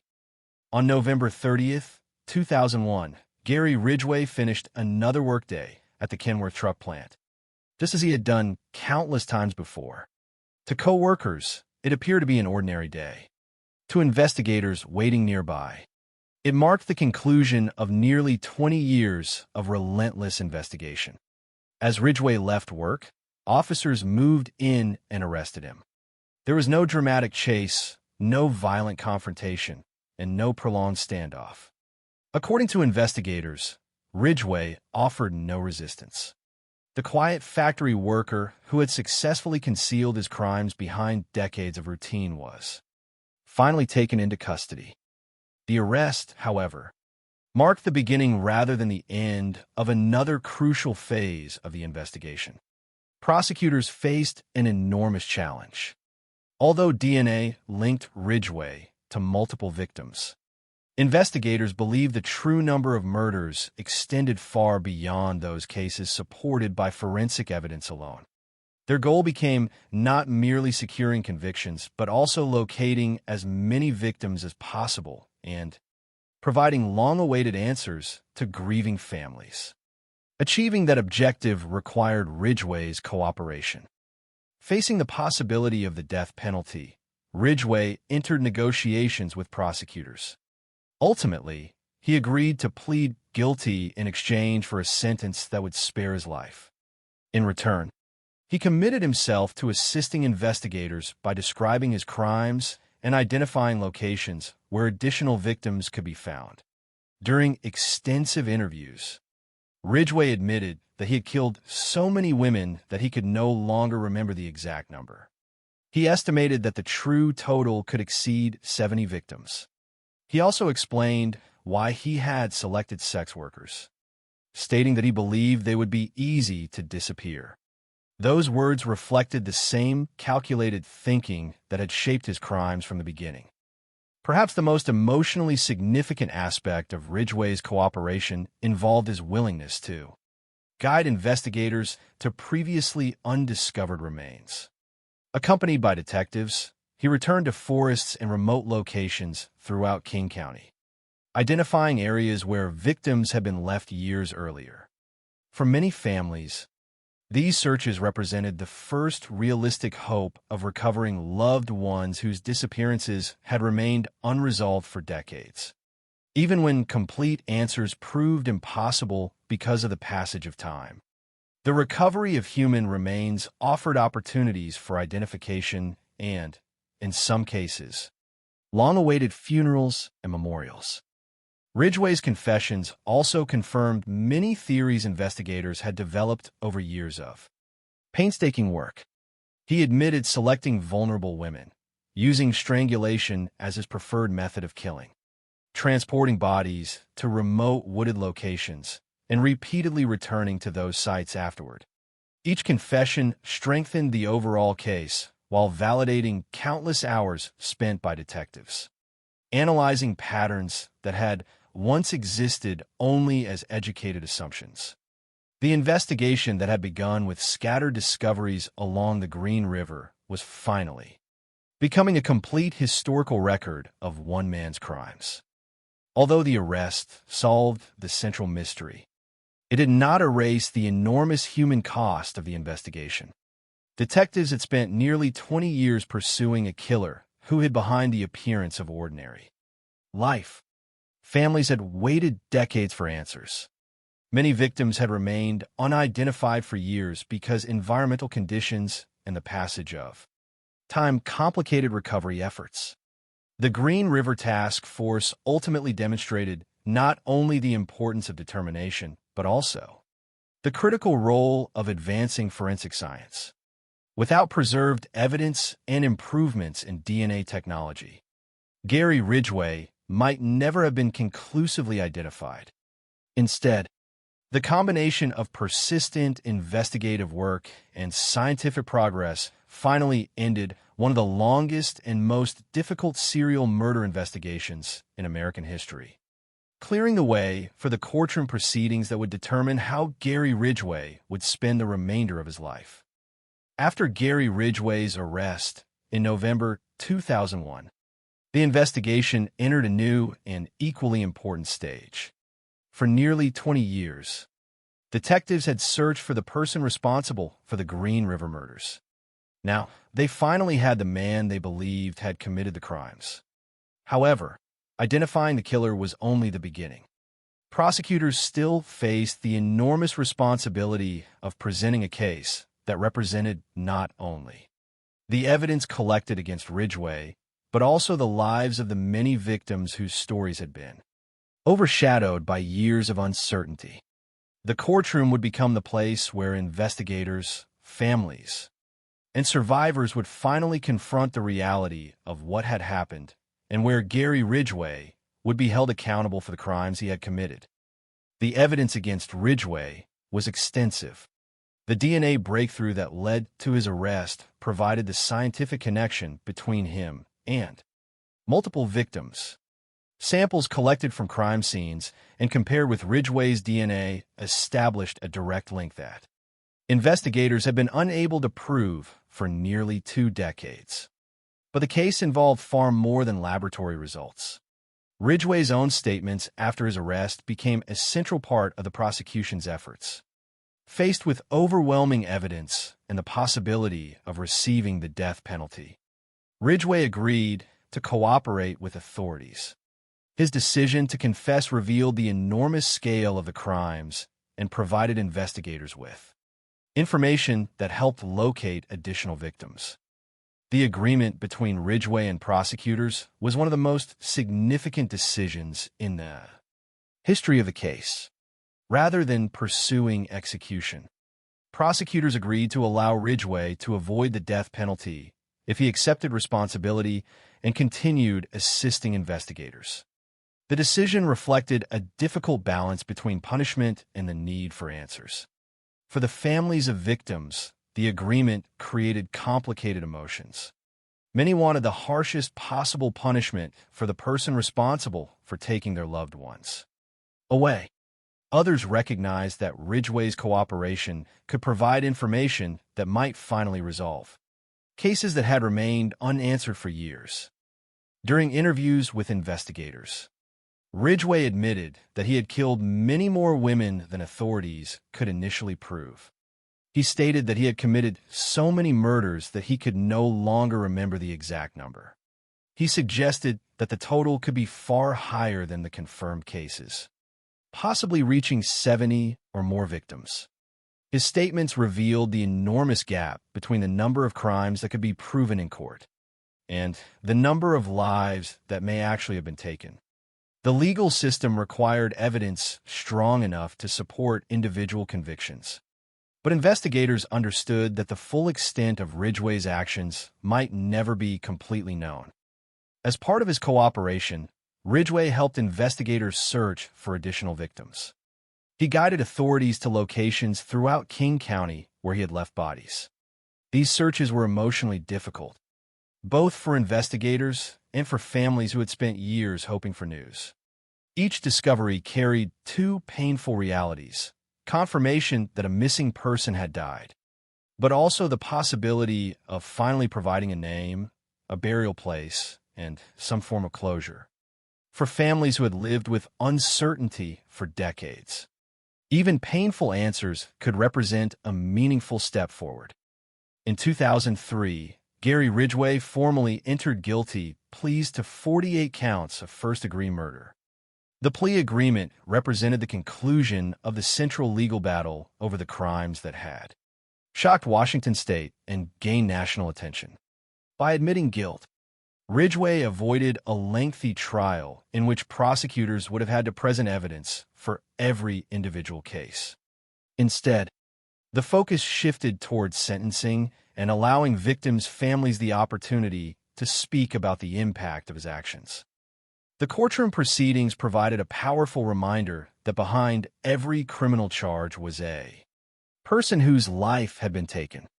For years, public discussion of the Green River case often focused on the identity of the killer, the investigative challenges, and a mystery surrounding the disappearances. The sentencing process shifted attention back toward the victims.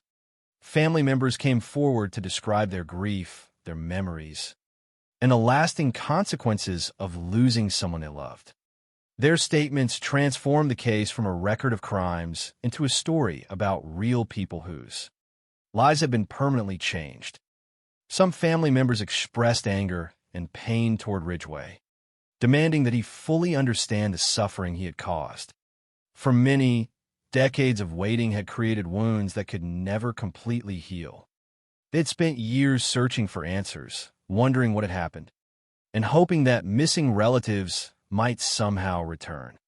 Learning the truth brought justice, but it also forced families to confront the reality that their loved ones were gone forever.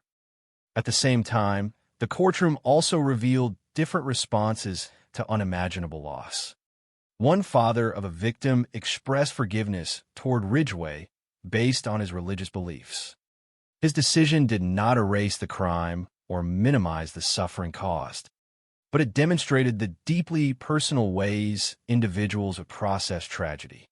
For some families, justice meant punishment. For others, it meant finding a way to move forward despite the pain. The sentencing hearing showed that there was no single response to such profound loss.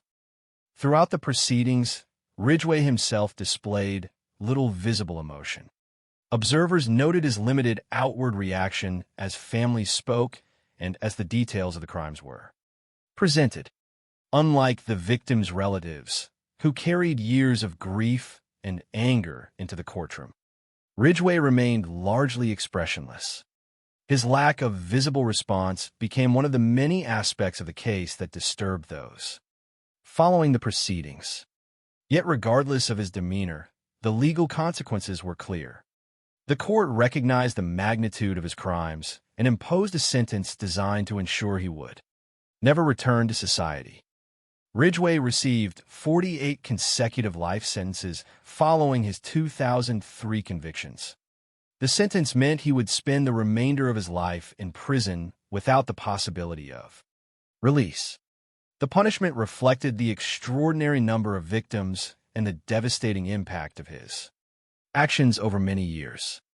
However, the legal conclusion of the case did not mean the investigation was completely finished.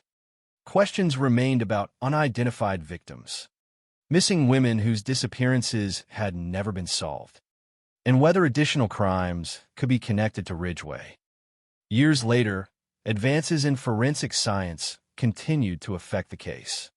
In 2011, another victim was identified through DNA evidence, leading to an additional murder conviction and increasing Ridgway's total number of confirmed victims to 49. This development demonstrated that even after a major criminal case appears resolved, scientific progress can continue uncovering answers. For investigators and families, each identification represented another step toward acknowledging victims whose names had been lost for years. The addition of the 49th conviction also reinforced one of the most important realities of the Green River case. The number of confirmed victims represents only what could be proven through available evidence. Investigators have long believed that the true number may be much higher. Ridgway himself suggested that he may have killed between 70 and 80 women, and some estimates have placed the possible number even higher. However, without sufficient evidence, many suspected cases cannot become criminal convictions. The distinction between confirmed victims and suspected victims remains a central issue surrounding the case. The conclusion of the trial brought a measure of justice, but it could never restore what had been lost. The women killed by Gary Ridgway were remembered not because they became victims of a notorious criminal, but because they had lives before the crimes occurred. They were daughters, sisters, friends, and members of communities. Their stories had often been overshadowed during the years when the investigation focused on finding the killer. But the courtroom provided an opportunity to return attention to the people whose lives mattered most. The Green River case also changed the way law enforcement viewed investigations involving vulnerable populations. The murders demonstrated the importance of taking every missing person seriously, regardless of their occupation, background, or personal circumstances. The assumption that some victims receive less attention because of their lifestyles became one of the most painful lessons of the investigation. The women targeted by Ridgway were not invisible. They were people whose disappearances deserved immediate attention and whose lives deserved protection. Today, Gary Ridgway remains imprisoned, serving 49 consecutive life sentences with no possibility of parole. Although he was convicted of 49 murders, questions about additional victims continue. The investigation has never completely disappeared because some families still seek answers. And some missing women from the same era remain part of ongoing efforts to determine whether they were connected to Ridgway's crimes. The legal case may have reached its conclusion, but the search for truth surrounding the Green River Killer remains a reminder that justice is sometimes a process measured not in months or years, but in decades. The arrest, confession, and conviction of Gary Leon Ridgway brought an official end to one of the longest and most complex serial murder investigations in American history. After nearly 2 decades of uncertainty, investigators finally had the answers they had spent years searching for. The man who had hidden behind the appearance of an ordinary worker, a husband, and a father had been identified as the person responsible for the deaths of dozens of women. Yet the conclusion of the legal process did not mean the story of the Green River Killer was truly finished. The aftermath of the case continued through the lives of the victims' families. The unanswered questions surrounding possible additional victims, and the lasting impact the investigation had on law enforcement and society. For the families of the victims, justice arrived after years of waiting. But justice could never erase the pain caused by the losses they had endured. Many families had spent years living with uncertainty, not knowing whether their loved ones were alive or what had happened to them. The disappearance of a family member creates a unique kind of suffering because it leaves people trapped between hope and grief. Without answers, there is no opportunity for goodbye. There is no funeral, no final place to visit, and no certainty about what happened. The discovery of the truth, even when that truth was devastating, allowed some families to finally begin the process of mourning. The Green River investigation demonstrated how deeply the passage of time affects victims' families. Some relatives waited years, even decades, before learning what had happened. During that time, memories remained suspended between the past and the present. Families continued birthdays, holidays, and important moments without the person they had lost. The eventual confirmation of a victim's identity could bring overwhelming emotions. Sadness because the person was gone, but also relief because uncertainty had finally ended. For many families, knowing the truth represented a form of closure that had seemed impossible for years. The case also forced society to confront uncomfortable questions about how certain victims are viewed. Many of the women targeted by Ridgway were sex workers, runaways, or women living in difficult circumstances. Their lifestyles were often discussed publicly after their deaths. But those circumstances never defined their value as human beings. They were not simply names in an investigation file or statistics connected to a criminal case. They were individuals with personal histories, relationships, and people who cared about them. One of the most important lessons of the Green River case is that vulnerability does not make a person less deserving of attention, protection, or justice. Ridgway's own explanation for choosing these victims revealed a disturbing belief that some lives would receive less attention if they disappeared.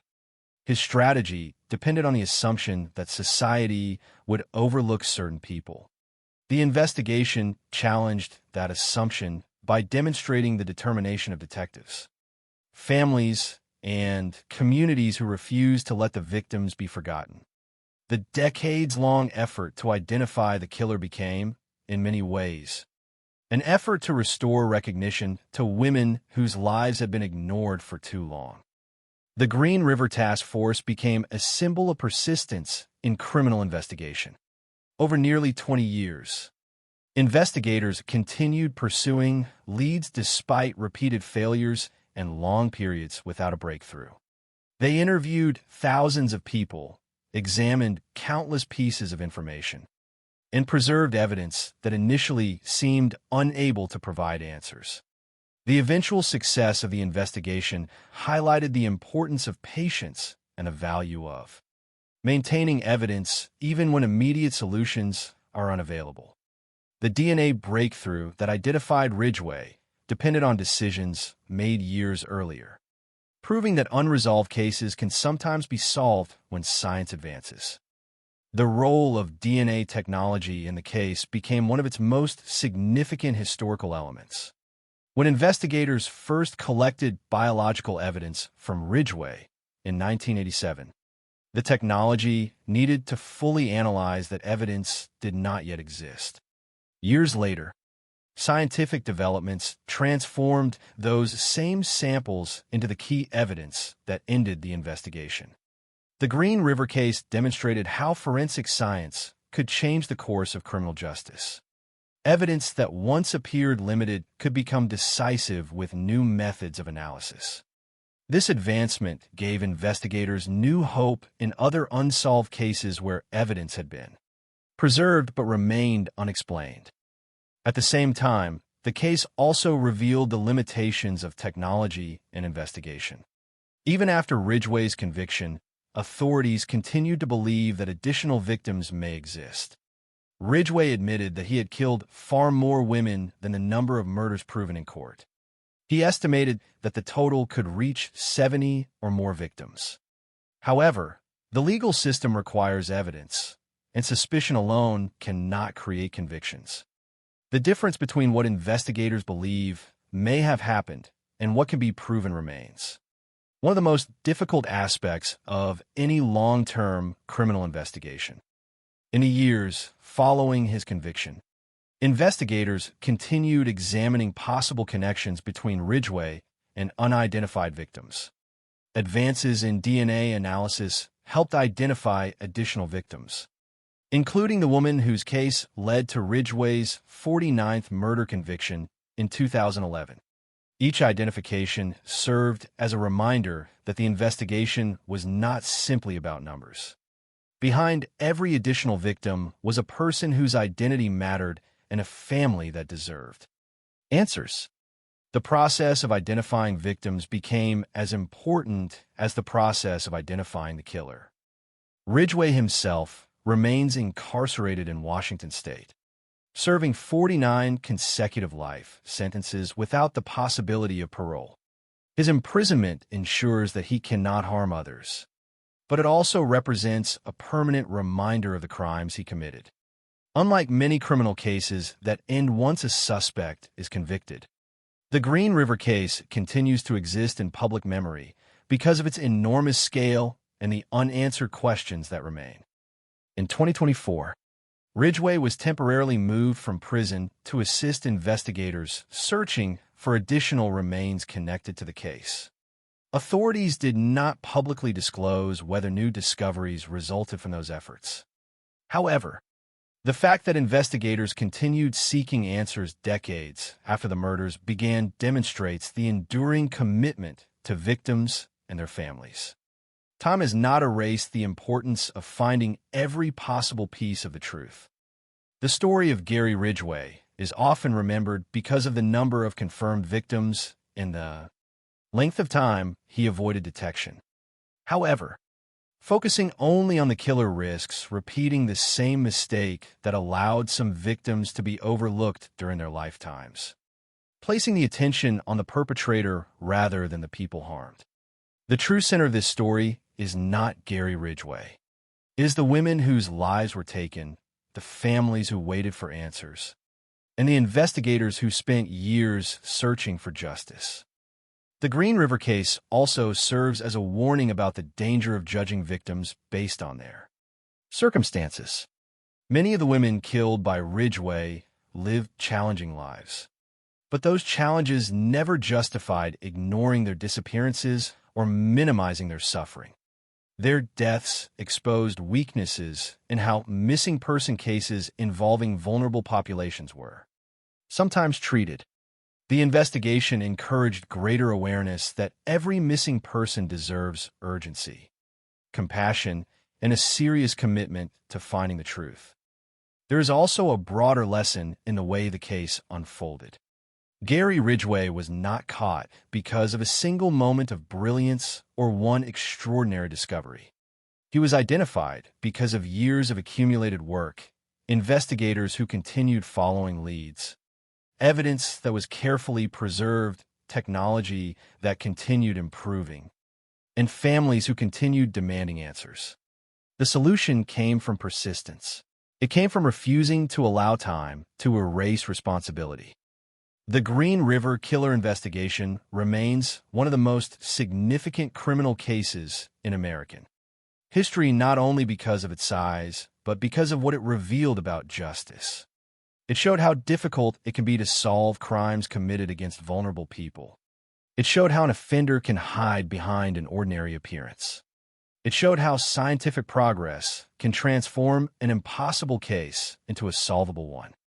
Most importantly, it showed why every victim deserves to be remembered as a person, not simply as part of a criminal record.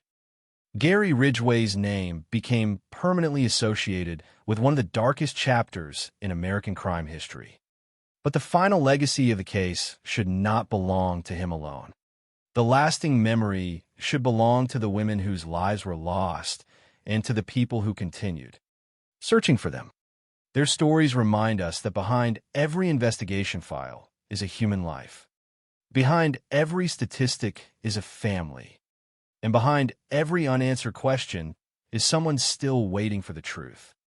The Green River Killer case ended with a conviction, but its lessons continue. It remains a reminder that justice requires persistence, that evidence can survive long enough for science to reveal the truth, and that no victim should ever be considered too forgotten to matter. For decades, investigators searched for the person responsible for the crimes. In the end, they found him. But the deeper purpose of the investigation was always something greater: to ensure that the victims were finally seen, finally recognized, and finally remembered. Even after Gary Leon Ridgway was convicted and sentenced to spend the rest of his life in prison, the Green River case never truly became a closed chapter. The legal proceedings established responsibility for 49 murders, but they did not provide complete answers to every disappearance connected to the era. The investigation that began in the early 1980s had uncovered one of the most devastating serial murder patterns in American history. Yet the full extent of Ridgway's crimes remained uncertain. For investigators, the conviction represented a major victory, but for many families, the search for truth continued. The question that remained was not only how many women Gary Ridgway had killed, but also who those women were and whether their stories had yet to be fully recovered. One of the most difficult realities surrounding the Green River case is the difference between confirmed facts and possible explanations. The court established that Ridgway was responsible for 49 murders. Those cases were supported by evidence strong enough to meet the requirements of the justice system. However, Ridgway himself claimed that the number of victims was much higher. During interviews after his arrest, he admitted that he had killed so many women that he could no longer remember the exact total. He suggested that the number could be between 70 and 80 victims. These statements created a painful uncertainty that continues to surround the case. Investigators know that the confirmed number represents only the crimes that could be proven, while the actual number of victims may never be fully known. The possibility of additional victims is not simply a matter of statistics. Each unknown victim represents an individual person whose family may still be waiting for answers. For relatives of missing women from the 1980s and 1990s, the existence of an unidentified connection to Ridgway creates both fear and hope. Fear comes from the possibility that a loved one may have been among his victims. Hope comes from the possibility that future discoveries may finally provide information that has been missing for decades. In long-term investigations like the Green River case, identifying victims is considered just as important as identifying the offender because every person deserves to have their story acknowledged. The search for answers continued because investigators understood that the passage of time did not eliminate their responsibility. Even decades after the murders began, law enforcement continued examining evidence, reviewing missing person cases, and considering whether unidentified remains could be connected to Ridgway. Modern forensic techniques provided opportunities that were impossible during the early years of the investigation. DNA technology, which had already played the decisive role in identifying Ridgway, continued to transform old cases by allowing investigators to revisit evidence that had once produced limited results. The history of the Green River investigation demonstrates how dramatically criminal investigations can change over time. When detectives first questioned Ridgway during the 1980s, they had suspicions but lacked the scientific tools necessary to establish a connection. Biological samples were collected, but technology had not advanced enough to provide the answer.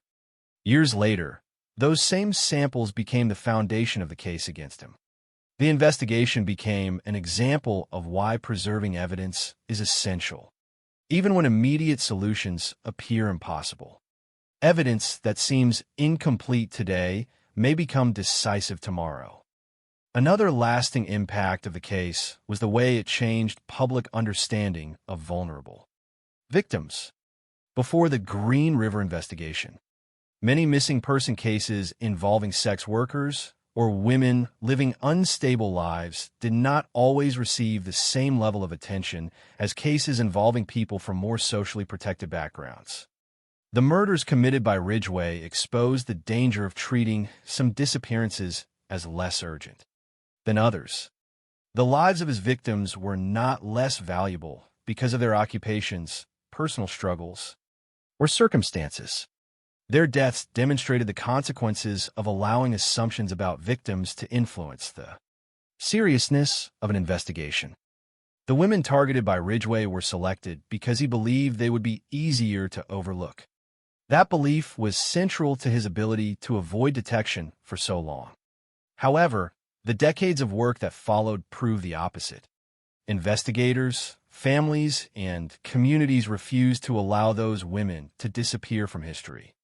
The creation of the Green River Task Force represented a commitment to finding answers regardless of who the victims were.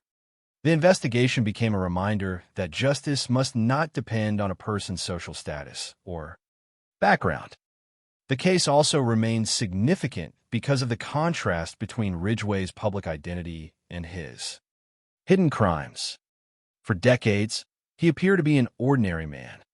He worked steadily at the Kenworth truck plant, maintained relationships, had a family, owned a home, and participated in everyday routines. Those around him generally did not see signs that he was responsible for a series of murders. This contrast challenged common assumptions about what a dangerous offender looks like. Ridgway did not fit the image many people expected. He was not someone who openly displayed his violence to the world. Instead, he concealed it behind normal behavior. This aspect of the case became one of its most unsettling lessons. Dangerous individuals do not always appear unusual. A person can maintain employment, relationships, and a seemingly normal lifestyle while hiding deeply harmful behavior. The Green River investigation demonstrated why law enforcement must rely on evidence and patterns, rather than assumptions based on appearance. Ridgway's ability to blend into ordinary life was one reason the investigation became so long and difficult. The involvement of Ted Bundy in the investigation also remains a notable historical detail.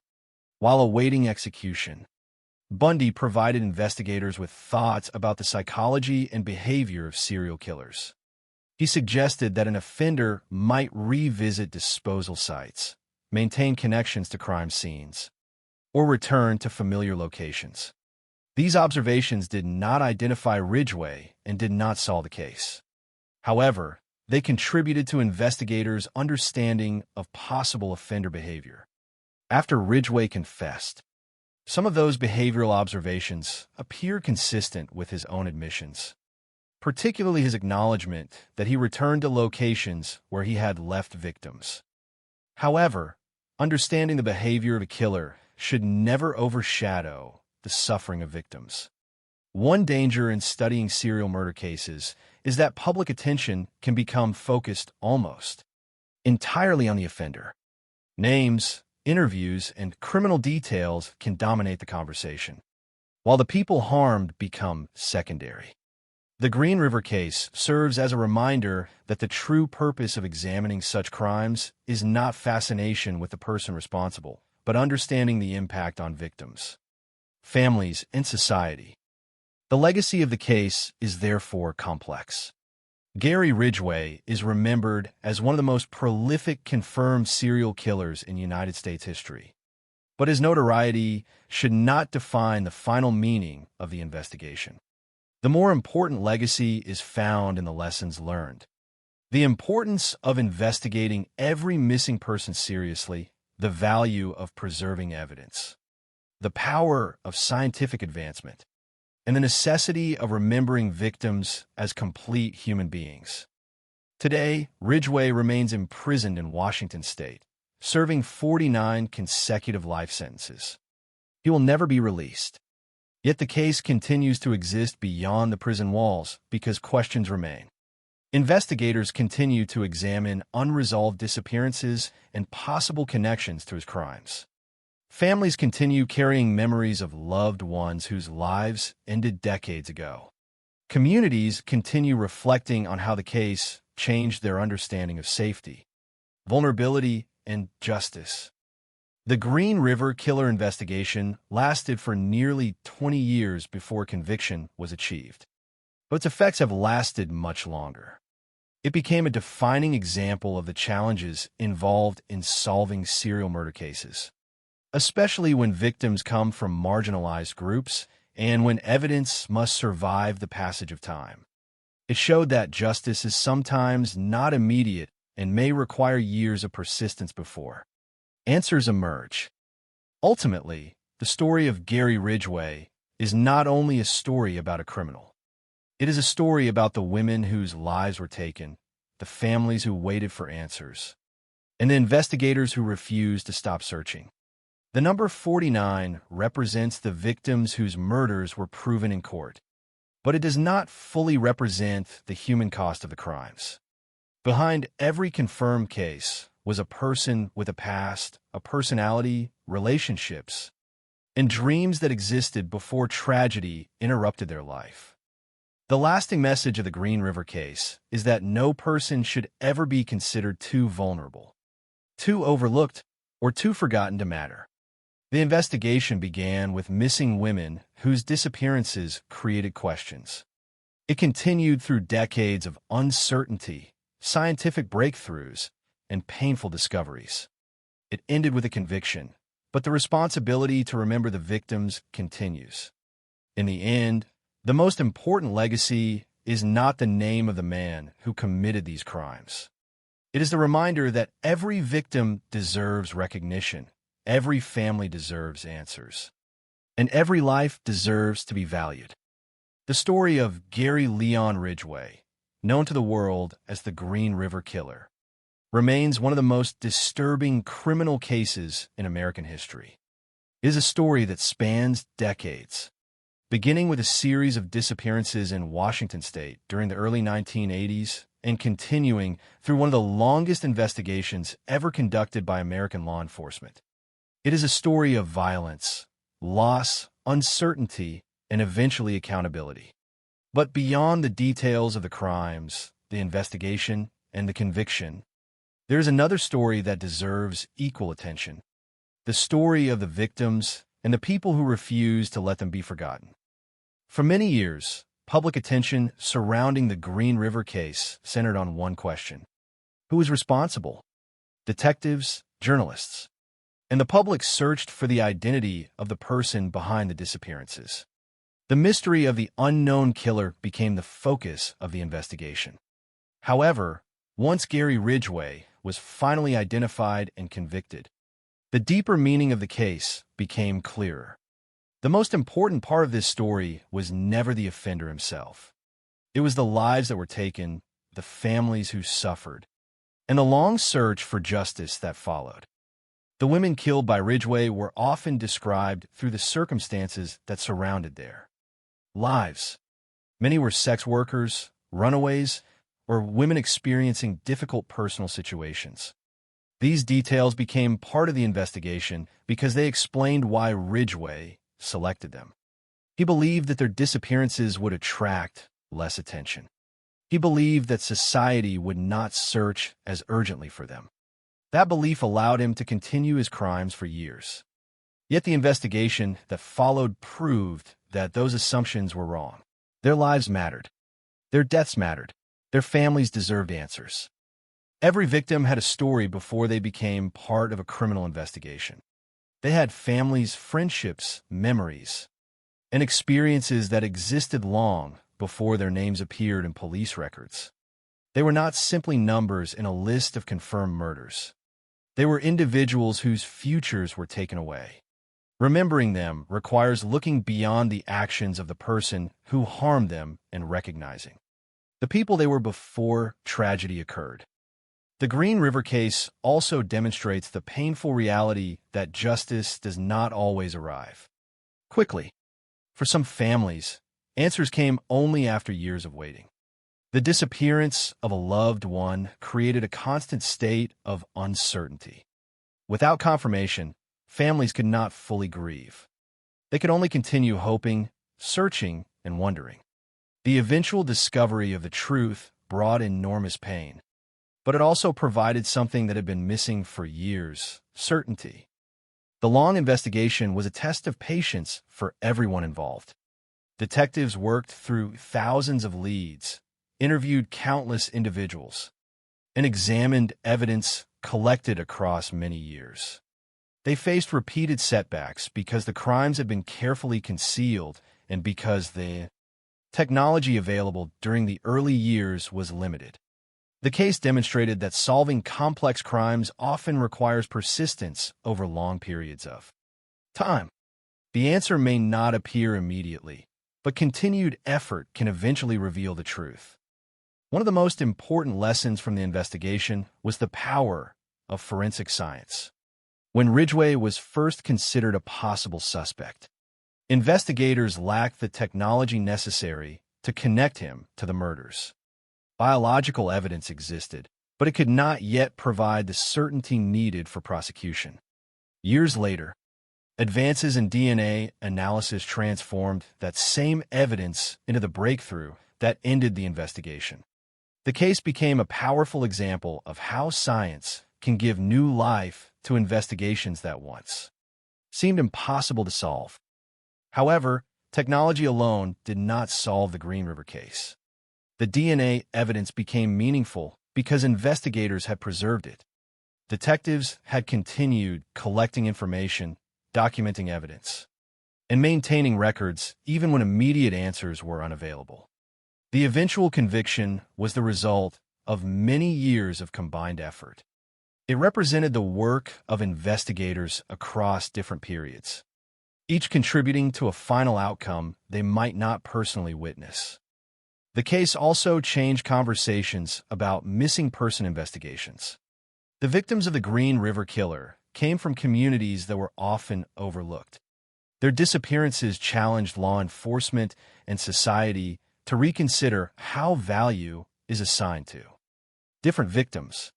A person's occupation, lifestyle, or personal struggles should never determine whether their disappearance deserves attention. The investigation showed the consequences of ignoring vulnerable populations and reinforced the importance of treating every missing person as someone worthy of protection and justice. Gary Ridgway's ability to avoid detection for so long also changed public understanding of criminal behavior. For years, he appeared to be an ordinary person. He worked at the same company for decades. He maintained relationships and lived a routine life. To those around him, he did not appear to be someone capable of committing such crimes. His case demonstrated that dangerous individuals may not always match public expectations. They may not appear threatening or unusual, They may exist within ordinary communities while hiding harmful actions.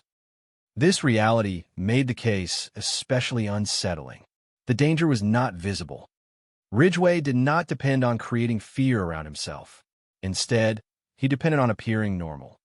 His ability to hide behind routine and familiarity allowed him to continue for years.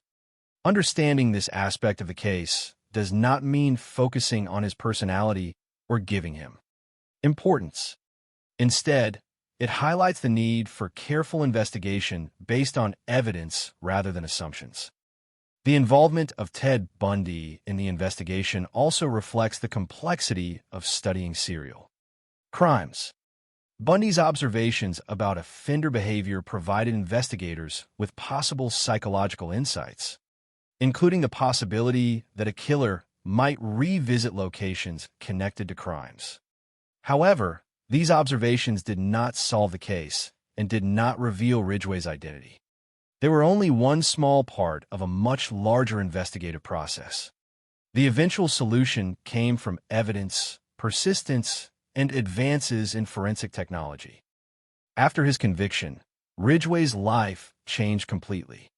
He remains imprisoned in Washington state, serving 49 consecutive life sentences without the possibility of release. The sentence reflects the scale of the crimes and ensures that he cannot harm others. Yet imprisonment alone cannot repair the damage caused. It cannot return lost family members. It cannot remove decades of pain. It cannot undo the fear and suffering experienced by communities affected by the murders. The unresolved questions surrounding possible additional victims remain one of the most painful aspects of the case. Ridgway admitted that the number of women he killed may have been much higher than the confirmed total. Investigators have continued examining possible connections and searching for answers where evidence allows. For some families, the hope of identification remains alive. They continue waiting for information that may finally explain what happened to someone they lost many years ago. The Green River Killer case, therefore, remains unfinished in a broader human sense. The courtroom reached its conclusion, but the search for complete understanding continues. Some mysteries may never be completely solved. Some victims may never receive the recognition they deserve through official confirmation. Yet the effort to find answers remains important because every person lost represents a life that mattered. Looking back at the entire case, the greatest lesson is not about Gary Ridgway's methods or his ability to avoid capture. Those details explain the crime, but they should not define the memory of it. The true legacy of the Green River investigation belongs to the victims, their families, and the people who worked tirelessly to uncover the truth. The case reminds society that justice requires more than punishment. Justice also requires remembrance. It requires recognizing the humanity of those who were harmed. It requires understanding that vulnerable people deserve the same protection and attention as anyone else. It requires refusing to allow circumstances to determine whose lives are valued. Gary Ridgway became one of the most notorious names in American criminal history. But the women he killed should not be remembered only because of him. Their lives existed before the crimes. Their identities were greater than the circumstances of their deaths. Their stories deserve to continue beyond the investigation that brought their killer to justice. The Green River case began with unanswered questions and ended with a conviction, but its final meaning lies in the lessons it left behind. It showed the importance of persistence, the power of science, and a responsibility to remember victims. It showed that even after years of silence, truth can still emerge. Most importantly, it showed that no person should ever be considered invisible. For decades, Gary Ridgway believed he could make women disappear. The investigation that followed proved that he was wrong. Their names, their stories, and their lives became part of a record that could not be erased. The search for justice lasted years, But the commitment to remember the victims must last much longer. In the end, the legacy of the Green River case is not the story of the man who committed the crimes. It is the story of those who were lost, those who searched for them, and the enduring belief that every life deserves to be remembered. The case of Gary Leon Ridgway stands as one of the longest and most complex criminal investigations in American history. From the first disappearances along Pacific Highway South in the early 1980s to the eventual conviction of the man known as the Green River Killer, the investigation stretched across generations of detectives, changing technology, and countless unanswered questions. The legal process eventually reached its conclusion, but the impact of the case continues to exist. It remains a reminder of the devastating consequences of violence, the importance of recognizing vulnerable victims, and the determination required to pursue justice when answers seem impossible to find. For nearly 2 decades, Gary Ridgway lived with a secret that few people around him could imagine. To the outside world, he appeared ordinary. He worked for many years at the Kenworth truck plant, maintained a routine lifestyle, and presented himself as a quiet and dependable person. There was nothing about his public identity that immediately revealed the crimes he was committing. This contrast between appearance and reality became one of the most disturbing elements of the case. Ridgway demonstrated how a person could move through everyday life while hiding actions that caused unimaginable suffering. However, the end of the investigation revealed that ordinary appearances could not erase evidence. The crimes that had remained unsolved for years eventually became connected through careful investigation and scientific advancement. The DNA evidence that ultimately identified Ridgway represented the culmination of decades of work. It showed that even when justice is delayed, evidence can remain powerful. The samples collected years earlier, once limited by the technology of the time, eventually provided the answer investigators had been searching for. The arrest of Ridgway in 2001 marked a turning point, but it also opened a new chapter in understanding the full extent of his crimes. Investigators did not simply want a conviction. They wanted answers for victims and families who had spent years waiting. They wanted to know who had been lost, where victims could be found, and whether additional cases could finally be resolved. Ridgway's decision to cooperate provided information that helped investigators search for more victims and better understand the scope of the crimes. His confessions revealed the scale of the tragedy. Ridgway admitted that he had killed many more women than the number of murders proven in court. He stated that he could no longer remember the exact number of victims and suggested that the total may have reached far beyond the confirmed cases, while the justice system could only convict him based on available evidence. His statements reinforced what investigators had long suspected. The known victims represented only part of the damage caused by his actions. The confirmed number of 49 victims remains one of the most significant aspects of the case, but it also represents a limitation. Criminal convictions require proof. Investigators must demonstrate connections through evidence strong enough to withstand legal examination. Some cases may remain suspected but unconfirmed. For families connected to those disappearances, that uncertainty remains painful. They continue living with questions that may never receive complete answers. The continued search for victims reflects an important principle of criminal investigation. Solving a case is not only about identifying the person responsible. It is also about restoring identities to those who were lost. Each victim represents a person whose life existed beyond the circumstances of the crime. The work of identifying remains and connecting missing persons to known cases gives families the opportunity to remember their loved ones properly. The Green River investigation also changed how society viewed victims who came from vulnerable backgrounds. Many of the women targeted by Ridgway lived difficult lives. But those difficulties did not make their lives less meaningful. The investigation demonstrated the danger of assuming that some people are less worthy of attention because of their circumstances. Every missing person represents someone who matters. Every disappearance deserves seriousness, compassion, and commitment. This lesson remains one of the most important outcomes of the case. Ridgway believed he could target women whom he thought would not receive enough attention. He believed their disappearances would be easier to hide.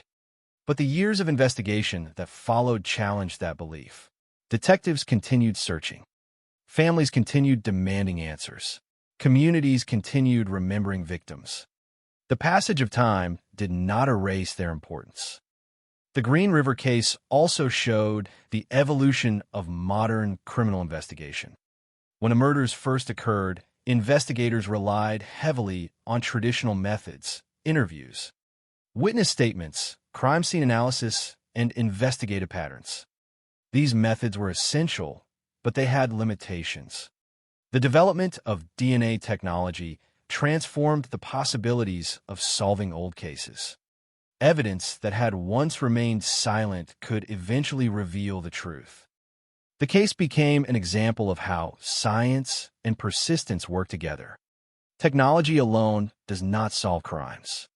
DNA evidence required investigators who had preserved samples, maintained records, and continued believing that answers could still be found. The breakthrough was not the result of one single action. It was the result of many years of work from many different people. The involvement of Ted Bundy in the investigation also remains a unique part of the case's history. Although Bundy did not identify Ridgway and did not solve the investigation, his observations about serial offender behavior contributed to investigators' understanding of possible patterns. His comments about offenders returning to locations connected to crimes reflected behaviors that later matched aspects of Ridgway's own confessions. However, the eventual conviction depended on evidence, not speculation. Perhaps the most important reflection from the Green River case is the need to focus on victims, rather than allowing the offender to become the center of the story. Serial killers often become remembered because of the scale of their crimes or the details of their behavior. Yet this attention can unintentionally overshadow the people whose lives were taken. The women killed by Ridgway deserve to be remembered for who they were, not only for the fact that they became victims of a notorious criminal. Their lives were more than the circumstances surrounding their deaths. They were daughters, sisters, friends, and individuals with their own experiences and dreams. The investigation uncovered the truth about how they died. But remembering them requires recognizing that they were people before they became part of a criminal case. Gary Ridgway's imprisonment ensures that he will never return to society. Serving 49 consecutive life sentences, he remains confined in Washington state. His conviction provided accountability, but did not provide complete healing. No legal outcome can reverse the damage caused or restore the lives that were lost. Justice can recognize wrongdoing, but it cannot undo tragedy. The continuing interest in the Green River case is not only because of the crimes themselves. It is because the case raises broader questions about justice, memory, and responsibility. It asks how society responds when victims are vulnerable. It asks how investigators continue when evidence is limited. It asks how families survive years without answers. These questions extend beyond one criminal case and remain relevant in countless investigations around the world. Decades after the first victims were discovered, the Green River Killer remains a symbol of the challenges involved in solving complex crimes. The case demonstrated that some investigations require extraordinary patience. It showed that answers may come slowly, but they can still come. It showed that technology can transform the impossible into the possible. Above all, it showed that victims cannot be forgotten simply because their cases are difficult. The final chapter of the Green River case is not only about Gary Ridgway's conviction. It is about the lasting commitment to remember, those who were lost. The investigation began because women disappeared and families demanded answers. It continued because detectives refused to abandon the search. It reached a conclusion because science, evidence, and determination finally came together. But the story does not end with the man responsible. It continues through the memories of victims, the lessons learned by investigators, and a reminder that every life has value. The Green River case remains a warning about the dangers of overlooking vulnerable people and a testament to the power of persistence in the pursuit of truth. Gary Ridgway spent years believing that he could erase the evidence of his crimes and make his victims disappear. In the end, he failed. The investigation uncovered the truth. The victims were identified. Their stories were preserved. The world learned what happened. The name Green River Killer may always be associated with one of the darkest chapters in American crime history. But the final legacy should belong to the people who were lost and the people who fought to find them. The greatest lesson from this case is simple. No person should ever be invisible. No disappearance should ever be ignored, and no victim should ever be forgotten.